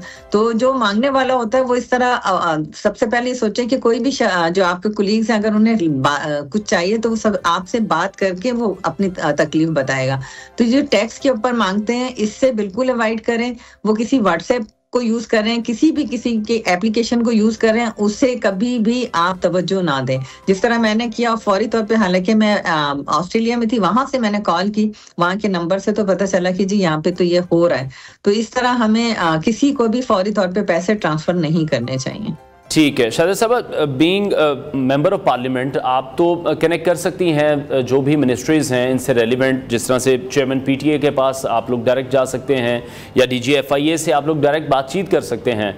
आपकी राय में हुकूमत या इदारों को अगर हम देखें तो साइबर सिक्योरिटी बनाने के लिए फौरी तौर पर कौन से इकदाम करने हैं, या फिर आपने कॉन्टैक्ट करने की, कनेक्ट करने की कोशिश की हो? देखिए, इस वक्त तो मैं वीमेन पार्लियामेंट्री कॉकस को भी चेयर कर रही हूँ और हमने वहाँ पर साइबर क्राइम के हवाले से मुताल्लिका डिपार्टमेंट को बुला के अपने वीमेंस के जो कंसर्न हैं उनसे आगाह किया, और उसके हवाले से उन्होंने हमें यकीन दहानी कराई कि हम सख्त से सख्त इकदाम करेंगे। लेकिन असल ज़रूरत है इस वक्त लेजिस्लेशन की, जिसके ऊपर हम लोग एक और स्ट्रॉन्ग लेजिस्लेशन करने जा रहे हैं ताकि सोशल मीडिया पे इस तरह के क्राइम्स को रोका जा सके।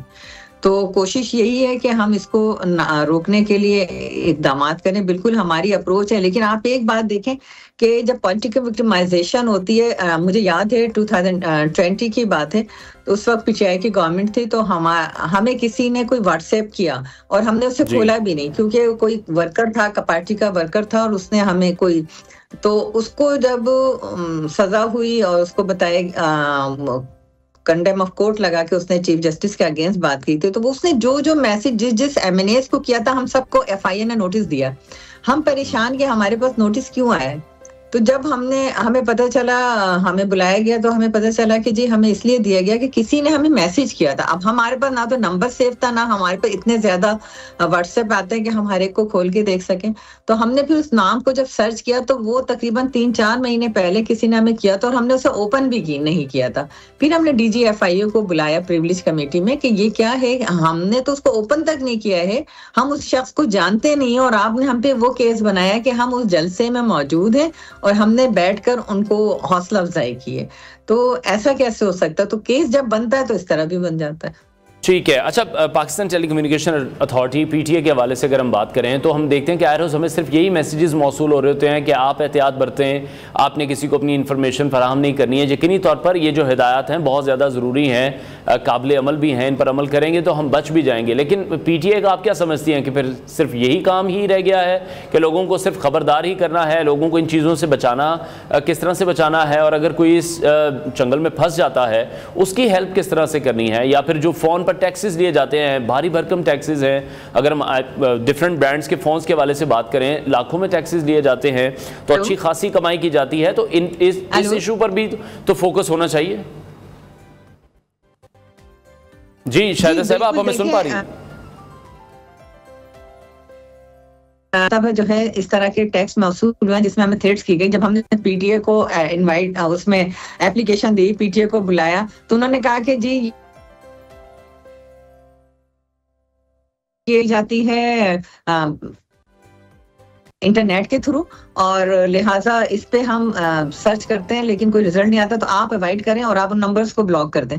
तो ये हमें हिदायत की गई, और अवॉइड करें कि ऐसी कॉलों को जो कॉलों को अटेंड ही ना करें जो आपको नॉन आती हैं। ठीक है, बहुत शुक्रिया रुकन कौमी असेंबली शाहिदा रहमानी साहब, हमारे साथ इन कॉन्वर्सेशन थी। और सूरत हाल ये है कि जो मेंबर ऑफ पार्लियामेंट हैं वो भी इन स्कैम से महफूज नहीं है, और जिस तरह से शाहिदा साहिबा ने भी बताया कि एफआईए साइबर क्राइम विंग को रिपोर्ट भी किया गया, लेकिन इस हवाले से एफआईए ने भी कोई खातिर खा काम नहीं किया, पीटीए की जानिब से खातिर खा काम नहीं किया जा रहा, और मैसेजेस जो मौसूल होते हैं वो सिर्फ यही मौसूल होते हैं कि हमें ख़बरदार रहने की ज़रूरत है।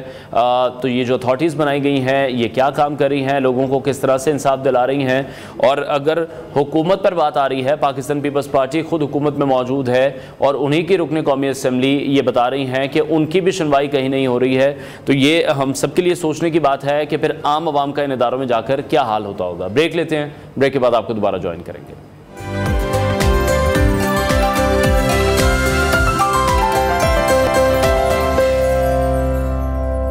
Welcome back to new Pakistan. नाजरीन, आज के दौर में डिजिटल दुनिया बच्चों की ज़िंदगी का एक लाजमी हिस्सा बन चुकी है। टीवी, यूट्यूब, मोबाइल गेम्स और सोशल मीडिया जैसे प्लेटफॉर्म्स पर बच्चे रोज़ाना कई घंटे गुजारते हैं। लेकिन सवाल ये है कि जो कुछ वो देख रहे हैं, क्या वो उनकी ज़हनी नशोनुमा, अखलाकी तरबियत और तख्लीकी सलाहियतों को मस्बत अंदाज में आगे बढ़ा रहा है या नहीं। बदकिस्मती से पाकिस्तान समेत दुनिया भर में बच्चों के लिए मयारी और मस्बत डिजिटल कंटेंट की शदीद कमी है। ऐसे प्रोग्राम्स या ऐप्स बहुत कम हैं जो न सिर्फ तालीमी मकासद को पूरा करें बल्कि बच्चों को महफूज, सेहतमंद और तख्लीकी तफरीह भी फराहम कर सकें। रिसर्चेस ये बताती हैं कि बच्चे वही सीखते हैं जो वो देखते हैं। उनके जहन बिल्कुल एक साफ कैनवस की तरह होते हैं जिस पर जो भी रंग चढ़ाया जाए वही उनकी शख्सियत का हिस्सा बन जाता है। अगर बच्चे मुसलसल तशद्दुद, मनफी किरदारों या गैर हकीकी मवाद के सामने रहेंगे तो इसका बराह रास्त असर उनकी नफ्सियात, उनकी आदात और मुस्तकबिल की सोच पर पड़ता है। ये सूरत हाल वालिदैन, असातिज़ा और मुआशरे के लिए लम्हा फ़िक्रिया है। हमें यह सोचने की ज़रूरत भी है कि बच्चों को किस किस्म का डिजिटल कंटेंट दिखाया जाए।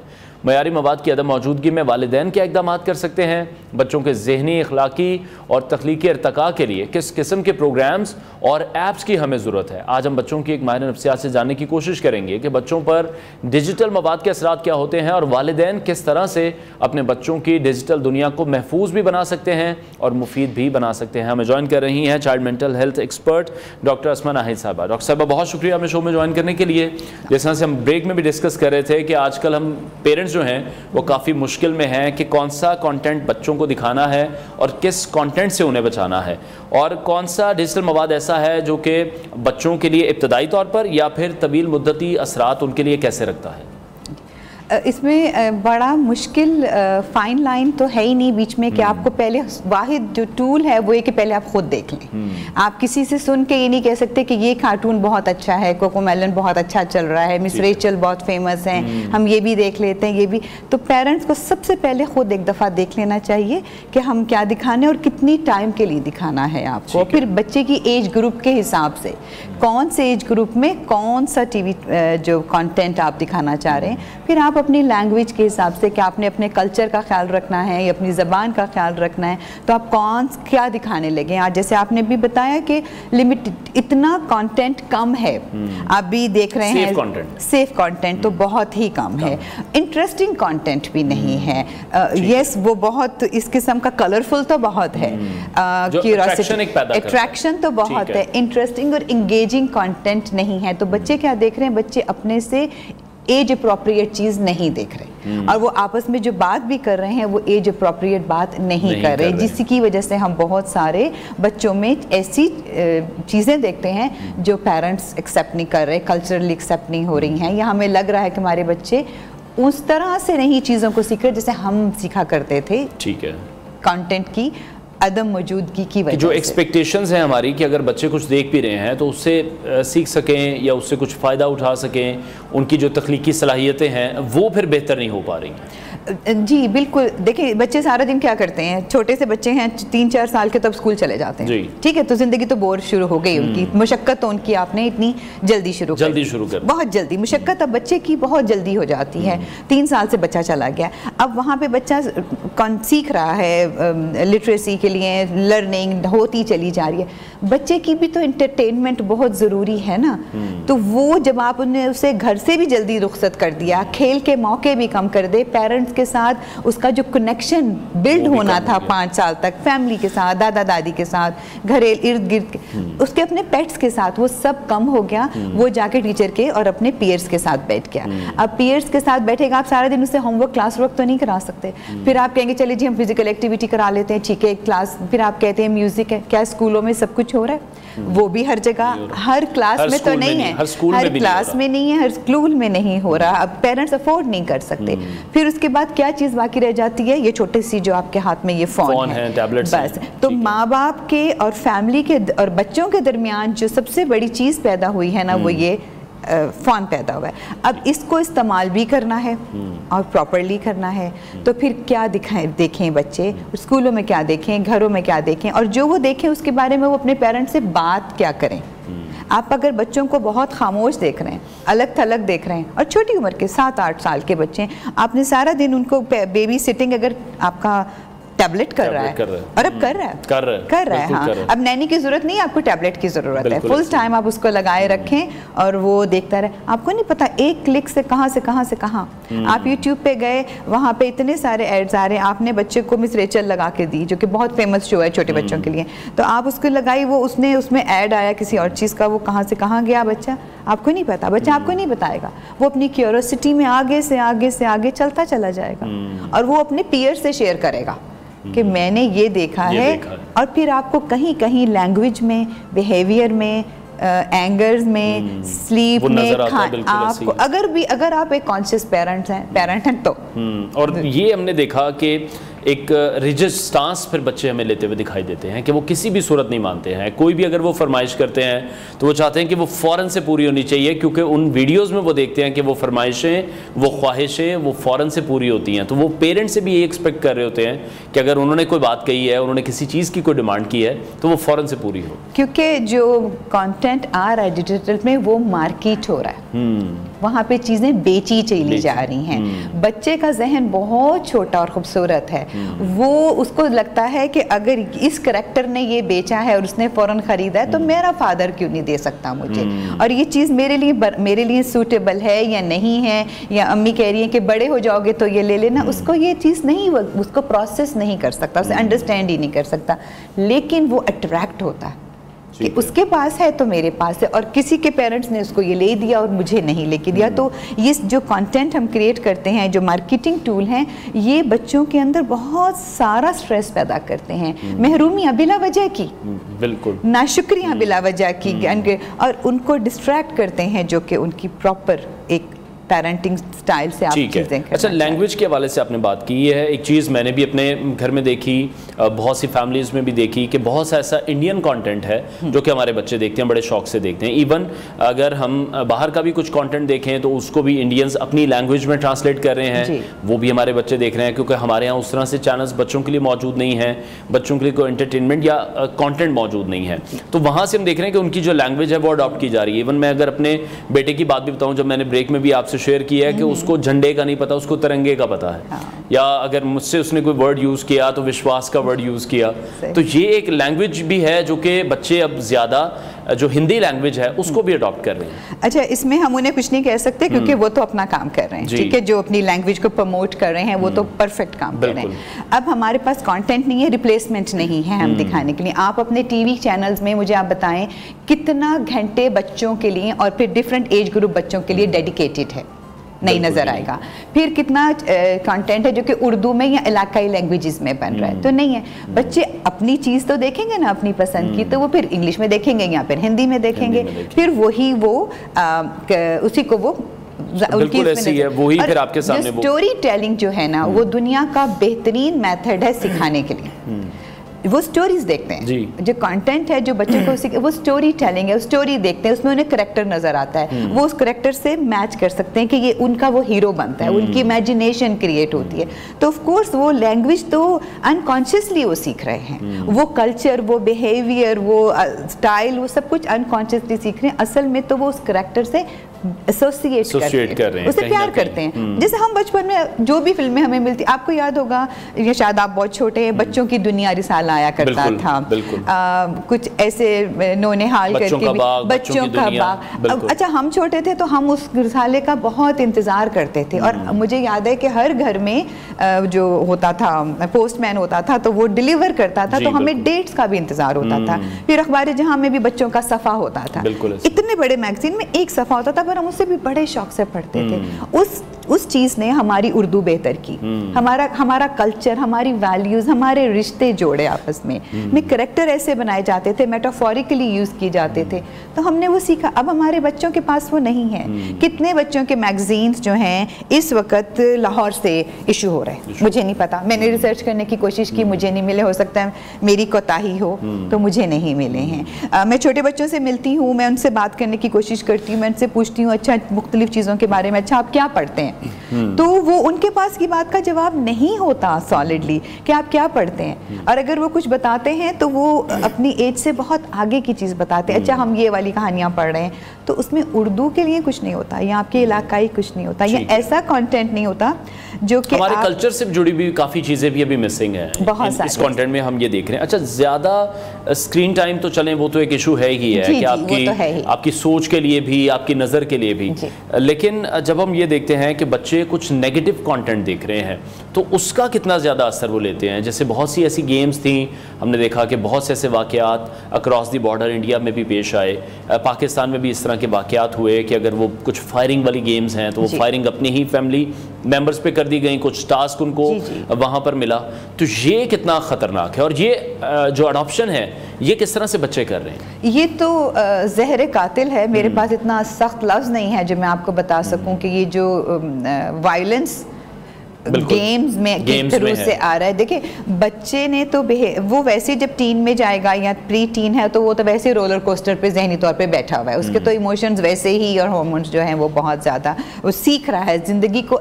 आप ऐसे समझें कि आपको जो कहा जाए कि आपने इस ज़िंदगी के जंगल में आना है और सीखना है ज़िंदगी की हर चीज़ को, ऐसे छोटे बच्चे का दिमाग होता है, उसे नहीं समझ आ रही होती, वो सिर्फ माँ बाप को जानता है या घर में जो लोग होते हैं। अब उसके इर्द गिर्द आप ऐसी गेम्स आएंगी जो बड़े देख रहे हैं, देखें सिर्फ बच्चे नहीं ये गेम्स खेल रहे हैं, एडल्ट्स भी बहुत ज़्यादा गेम्स खेलते हैं, बच्चों के सामने खेलते हैं। दो एडल्ट्स, दो बड़े भाई या अंकल चचा मामू बैठ के गेम्स खेल रहे हैं, बच्चा आगे पीछे खेल रहा है, वो खुद नहीं खेल रहा लेकिन वो देख रहा है और वो उनका क्रेज देख रहा है। मतलब मैं बहुत से यंगस्टर्स को जानती हूँ जिनका पास टाइम सिर्फ गेम है और उस पर कितनी इन्वेस्टमेंट, और आप दुकानें देखें बाजार में कितनी कितनी गेम्स के ऊपर दुकानें हैं, गेम्स हैं, बहुत एक्सपेंसिव गेम्स हैं। तो अगर बड़े लोग देख रहे हैं तो कम से कम बच्चों को ना उसका एक्सेस होने दें, तो वो एज अप्रोप्रिएट नहीं है वो चीज़ें, वो बच्चों के लिए वायलेंस है, फिर इतना ज़्यादा पॉर्न है, फिर उसमें इतनी ज़्यादा इनअप्रोप्रिएट चीज़ें हैं जो बच्चों के लिए ये रहते हैं कि जिम्मेदारी तो मेरी और आपकी है,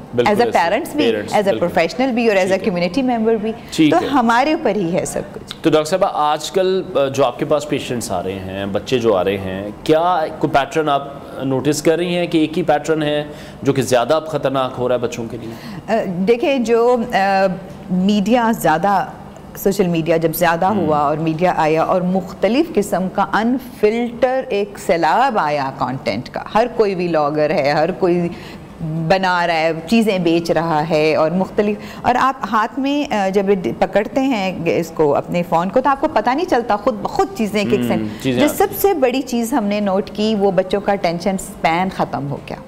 अब वो आपकी बात भी जो है ना वो 2 मिनट से आधे मिनट से नहीं ज़्यादा सुन सकते, उनकी लिसनिंग कैपेसिटी ख़त्म हो गई, उनका जो सब्र कह सकते हैं वो ख़त्म होना, वो आपकी कमांड और इंस्ट्रक्शंस नहीं अब सुनना चाहते क्योंकि वो इतना शॉर्ट अटेंशन स्पैन क्रिएट किया है इस चीज़ ने, और इस फ़ोन ने फ़ौरन रील्स एक से ऊपर, मैं बोर हो गया 2 सेकंड 3 सेकंड 4 सेकंड, अच्छा बोर हो गए बस करे ना, छोटा सा करके बता। मेरे तो बच्चे मुझे ये कहते हैं मुख्तसर करके बता दे क्या कह रही हैं, क्या कह रही हैं, हमारा टाइम ना वेस्ट हो, हमें दोबारा उसमें बिजी हमने वहाँ जाना है वापस। तो ये इस सबसे ज़्यादा फिर एंग्जाइटी क्रिएट हुई, मेरे पास ये नहीं है उसके पास ये, मुकाबलेबाजी बहुत ज़्यादा, नींद डिस्टर्ब हो गई, खाना डिस्टर्ब हो गया, बहुत ज़्यादा पैनिक हो रहे हैं क्योंकि वो देखिए इतना सा कैनवस है बच्चे के जहन का या उसके इमोशंस का, और उसमें आप इतना कुछ डालेंगे तो वो कहाँ जाएगा, कितनी कैपेसिटी इनलार्ज करेंगे। तो इसके लिए वापस आते हैं कि बच्चों को दिखाया क्या जाए। जब हम अमेरिका में पढ़ते थे या पढ़ाते थे तो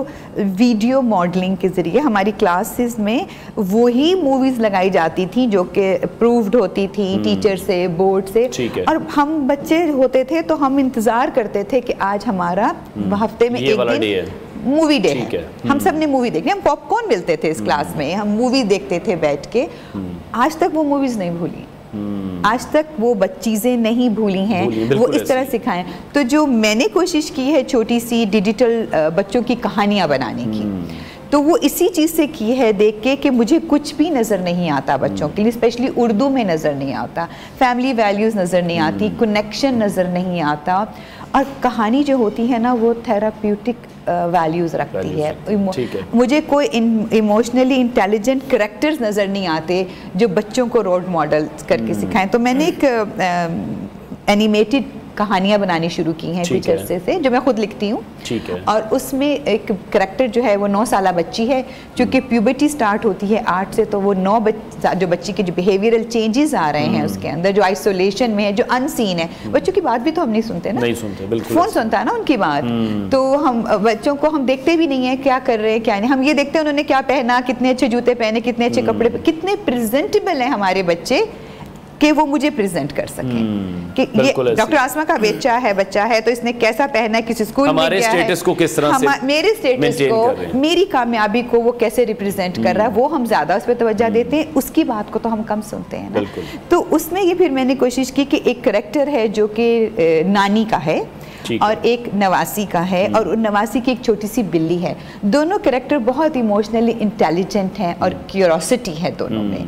तो वो बच्ची आके अपनी माँ की शिकायतें अपनी नानी को लगाती है, अपने बाप की लगाती है। जब वो आपस में लड़ते हैं तो वो बच्ची अपनी नानी को बताती है। जब उसकी टीचर उसको डांटती है, जब उसके माँ बाप उसे कहते हैं कि सिर्फ ग्रेड्स अच्छे आने चाहिए, बाकी तुम्हें 2 घंटे फ़ोन मिलेगा, वो आके बताती है। फिर वो अपनी नानी से कहती है कि आप कितनी ओल्ड फैशन है, सारा दिन किताबें पढ़ती हैं, आपके पास टैबलेट नहीं है, आपके पास फ़ोन नहीं है, आपको कुछ पता ही नहीं है, आप ओल्ड फैशन हैं आप। तो बहुत जो डेली हमारे इश्यूज हैं बच्चों के, उसको मैंने 2 कैरेक्टर क्रिएट करके, और कहानी सिर्फ जो है वो 58 या 59 सेकंड्स की होती है। ठीक है, ताकि बच्चे उससे बोर भी ना हो और आज के ज़माने के कंटेंट के हिसाब से ही हो जाए। अच्छा, लास्टली सिर्फ मैं चाहूँगा कि जैसे बचपन में शायद आप इस बात को भी एको करें मेरी, कि हमने कभी अपने सिबलिंग्स में नहीं देखा, कजन्स में नहीं देखा, छोटे बच्चे जब हम भी थे, कि किसी के सर में दर्द हो रहा हो।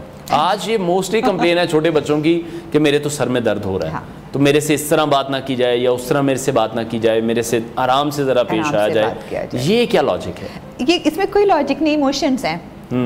ये फुल ऑफ इमोशंस हैं बच्चे, और बहुत सी चीज़ें बच्चे ऐसे देखते हैं जो उनके इमोशन को स्टिमुलस करते हैं। वो वहाँ से बात कहनी सीखते हैं। हो सकता है उनके सर में दर्द नहीं है, वो बोर हैं, सोना चाह रहे हैं, खाना चाह रहे हैं, आराम करना चाहते हैं, थोड़ा स्पेस चाहिए, थोड़ी खामोशी चाहिए, शायद माँ का हक चाहिए, बाप का टाइम चाहिए, तवज्जो चाहिए उनको सिर्फ। और कहीं से कहीं वो फेल हो रहे हैं, कहीं वो डरे हुए हैं, किसी से घबराए हुए हैं। अब उन्हें कहना क्या आ रहा है, उन्होंने सुना घर में अम्मा का दर्द हर रोज सर में दर्द है, नानी दादी का होता है सर पकड़ा हुआ है, तो उनको वो सीख लेते हैं फौरन और वो कह देते हैं। फिर बहुत सा कॉमिक कार्टून इनअप्रोप्रिएट है, बहुत ज़्यादा, हिंदी में भी है, उर्दू में भी वो है। इसमें ऐसी ऐसी वो देखने तो वो तो कार्टून लगते हैं, लेकिन वो एडल्ट कॉमिक है, वो बच्चों का नहीं। तो हम बड़े ये समझते हैं कि बच्चे तो कार्टून देख रहे हैं, वो कार्टून नहीं, वो कार्टून्स नहीं। इसको बहुत गौर से देखना चाहिए कि एनिमेशन में बहुत सी चीज़ें ऐसी हैं जिसमें रिलेशनशिप के, एडल्ट्स के रिलेशनशिप के मसाइल हैं, वो बच्चे, और वो आपस में मजाक में हो रहा है वो, क्योंकि उसमें आपको मिलियंस के व्यूज नजर आते हैं आपको उन चीज़ों में, और हमें लगता है कि शायद वो उनके लिए सेफ कंटेंट। आप तो सर दर्द की बात करें, हम तो 7 साल के बच्चों को ये भी कहते सुनते मुझे डिप्रेशन है।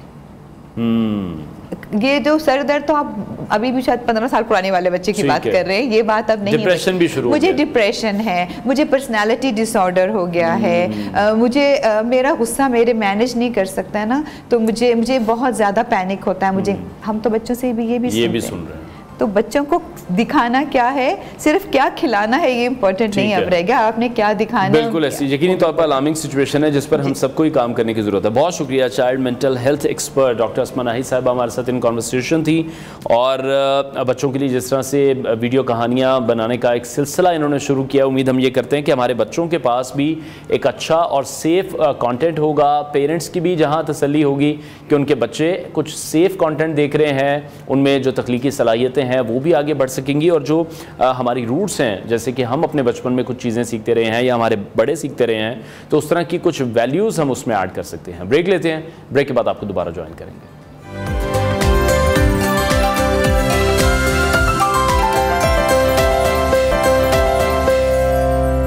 Welcome back to new Pakistan. अब कुछ बात करेंगे पाकिस्तान स्टॉक एक्सचेंज के हवाले से।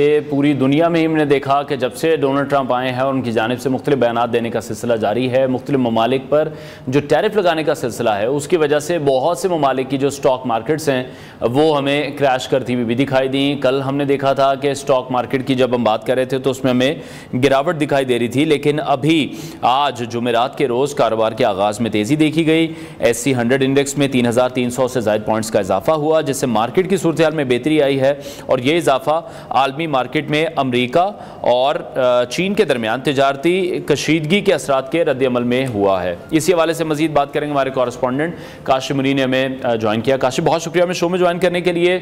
अभी आज जो 100 इंडेक्स में हम तेज़ी देख रहे हैं, आपको इसकी जो वजूहात हैं वो क्या लग रही हैं? जो एक 90 दिन के लिए जो टैरिफ डोनाल्ड ट्रंप की तरफ से, अमेरिका की तरफ से काफ़ी ममालिक पर लगाया गया था, उसको अभी हम देख रहे हैं कि मुअत्तल किया गया है, ये एक सबसे बड़ी वजह है? जी बिल्कुल ऐसा ही है कि अमेरिकी सदर की जानिब से जो टैरिफ है उसको 3 महीने के लिए मौखर किया गया है। ये जब फैसला गुज़श्ता शब जब सामने आया तो जो मार्केटें इस फैसले के बाद खुले, यानी अमेरिकन स्टॉक मार्केट हो गई या आज सुबह एशिया की दीगर स्टॉक मार्केटें हो गई, उन्होंने इस फैसले का जो है उसके बाद जबरदस्त जो है स्टॉक मार्केट ने रिजल्ट दिया और स्टॉक मार्केट, पाकिस्तान की जो स्टॉक मार्केट खुलती है तो गुज़श्ता रोज वो 1,14,000 की जो सतह पर जो है वो बंद होती है और आज इतनी तेजी देखने में आती है कि 1,15,000, 1,16,000 और 1,17,000 की जो 3 नफ्सियाती हदें हैं वो उसको मार्केट क्रॉस कर लेती है और मार्केट 1,17,484 पॉइंट्स की जो है वो जो सूरत हाल को क्रॉस कर लेती है। अमेरिकी सदर की जानिब से जो टैरिफ पर जो 3 महीने के लिए मौखर किया गया उसके बाद जो है ओवरऑल मार्केट में, स्टॉक मार्केट में दुनिया भर में जो है इसका बहुत पॉजिटिव देखा गया है। ऑयल के रेट बढ़े हैं, गैस के रेट बढ़े हैं इंटरनेशनली, तो ओवरऑल तमाम जो बिजनेस पूरी दुनिया में जो परेशानी की सूरत हाल थी उसमें अब जो है थोड़ा सुख का सांस लिया है। आपने देखा कि जब ये टैरिफ की बात हुई तो पाकिस्तान स्टॉक मार्केट ने एक दिन में मुल्की तारीख की सबसे ज्यादा जो है वो गिरावट भी देखी, तकरीबन 8,500 पॉइंट जो है एक दिन में गिरे और उसके बाद मार्केट ने एंड पे रिकवर जरूर किया, लेकिन ये बड़ी पैमाने पर जो है सरमायाकारों को नुकसान हुआ है। तो बज़ाहिर लगता है कि 90 दिन के अंदर जो टैरिफ के मामला है इसमें कुछ एडजस्टमेंट होगी और जो दुनिया भर में जो मामला है ये कंट्रोल में आएंगे। जी ठीक है काशिफ, मौजूदा सूरत हाल को अगर हम देखते हैं तो आपको क्या लगता है सरमायाकारों को क्या हिकमत अमली पर अख्तियार करनी चाहिए इस हवाले से? देखिए बज़ाहिर तो सूरत हाल 90 दिन के अंदर जो है वो चली गई है और लगता यही है कि टैरिफ के मामला पर, क्योंकि रेसिप्रोकल टैरिफ है, इस पर बातचीत होगी, लेकिन अभी भी कोई चीजें वाज़ेह नहीं है। लेकिन अब सूरत हाल ये है कि अब ये 90 दिन तक तो ये तलवार जो है वो सूरत हाल बेहतर रहेगी। अब मामला यही है कि जब तक टैरिफ का मामला हल नहीं होता है स्टॉक मार्केट में वॉल्यूम्स कम रहेंगे, जो शेयर्स हैं वो डे टू डे ट्रेडिंग तो नजर आएगी, लेकिन जो बहुत ज्यादा वॉल्यूम देखने में मिल रहे थे, पाकिस्तान स्टॉक मार्केट ने 1,20,000 की बुलंद तरीन सतह भी देखी। जब बिजली की कीमतें कम हुई तो उन दिनों में पूरी दुनिया में स्टॉक मार्केट में जुम्मे के रोज जो है हमने गिरावट देखी, लेकिन पाकिस्तान स्टॉक मार्केट में तेजी रही। तो मामला यह है कि सरमायाकार परेशान तो हैं कि जो ऑयल एंड गैस सेक्टर है या दीगर बड़े सेक्टर है दुनिया जान के, उसमें खरीदारी पे जो है वॉल्यूम्स में हम कमी ही देखेंगे। ठीक है, अच्छा काशिफ, लेकिन अभी जो चाइना और अमेरिका के दरमियान मामलात है वो हमने देखा कि वो अभी सॉर्ट आउट मुकम्मल तरीके से नहीं हुए हैं और उसमें मजीद टैरिफ जो है वो अमेरिका की तरफ से भी लगाया गया और चाइना ने भी फिर उस टैरिफ को देखते हुए उस परसेंटेज को बढ़ा दिया है। तो आपको लगता है कि ये एक फैक्टर है जो कि स्टॉक मार्केट के बैलेंस को किसी तरह से ख़राब कर सकता है? देखें ये वाला जो मामला है अमेरिका और चाइना वाला, ये काफी हद तक परेशान कुन सूरत हाल है। दोनों ममालिक एक दूसरे के खिलाफ टैरिफ में इजाफा कर रहे हैं। यूरोपीय ममालिक के लिए भी इसमें जो है परेशानी का सामना है, क्योंकि जो कंपनियों का रॉ मटेरियल चाइना से जाता है या सप्लाई जाती है, परेशानी तो है, लेकिन फिलहाल एक मुल्क के ऊपर जो है वो टैरिफ लगाने से जो तमाम दुनिया में टैरिफ लगा था उन जिन ममालिक पर टैरिफ हट गया और उन्हें सुक्का सांस लिया। लेकिन अमेरिका और चाइना की जो ट्रेड वॉर है वो कहीं ना कहीं पूरी दुनिया को जो है वो उसमें जो है वो अपने लपेट में लेगी और ये आने वाले दिनों में सूरत हाल वाज़ेह होगी कि जो टैरिफ लगाया गया है, बहुत सारी अमेरिकी कंपनियों पर पाबंदी भी लगाई गई है, तो ये आने वाले दिनों में सूरत हाल वाज़ेह होगी कि। बहुत शुक्रिया न्यूज़ के नुमाइंदे काशिफ मुनीर हमें अपडेट कर रहे थे स्टॉक एक्सचेंज की सूरत हाल के हवाले से, जिसमें आज के रोज में तेजी भी देखने में आ रही है। प्रोग्राम का वक्त नाज़रीन खत्म हुआ है, इंशाल्लाह कल फिर आपसे मुलाकात करेंगे। अपना बहुत सारा ख्याल रखिए, इजाजत दीजिए, अल्लाह हाफिज़।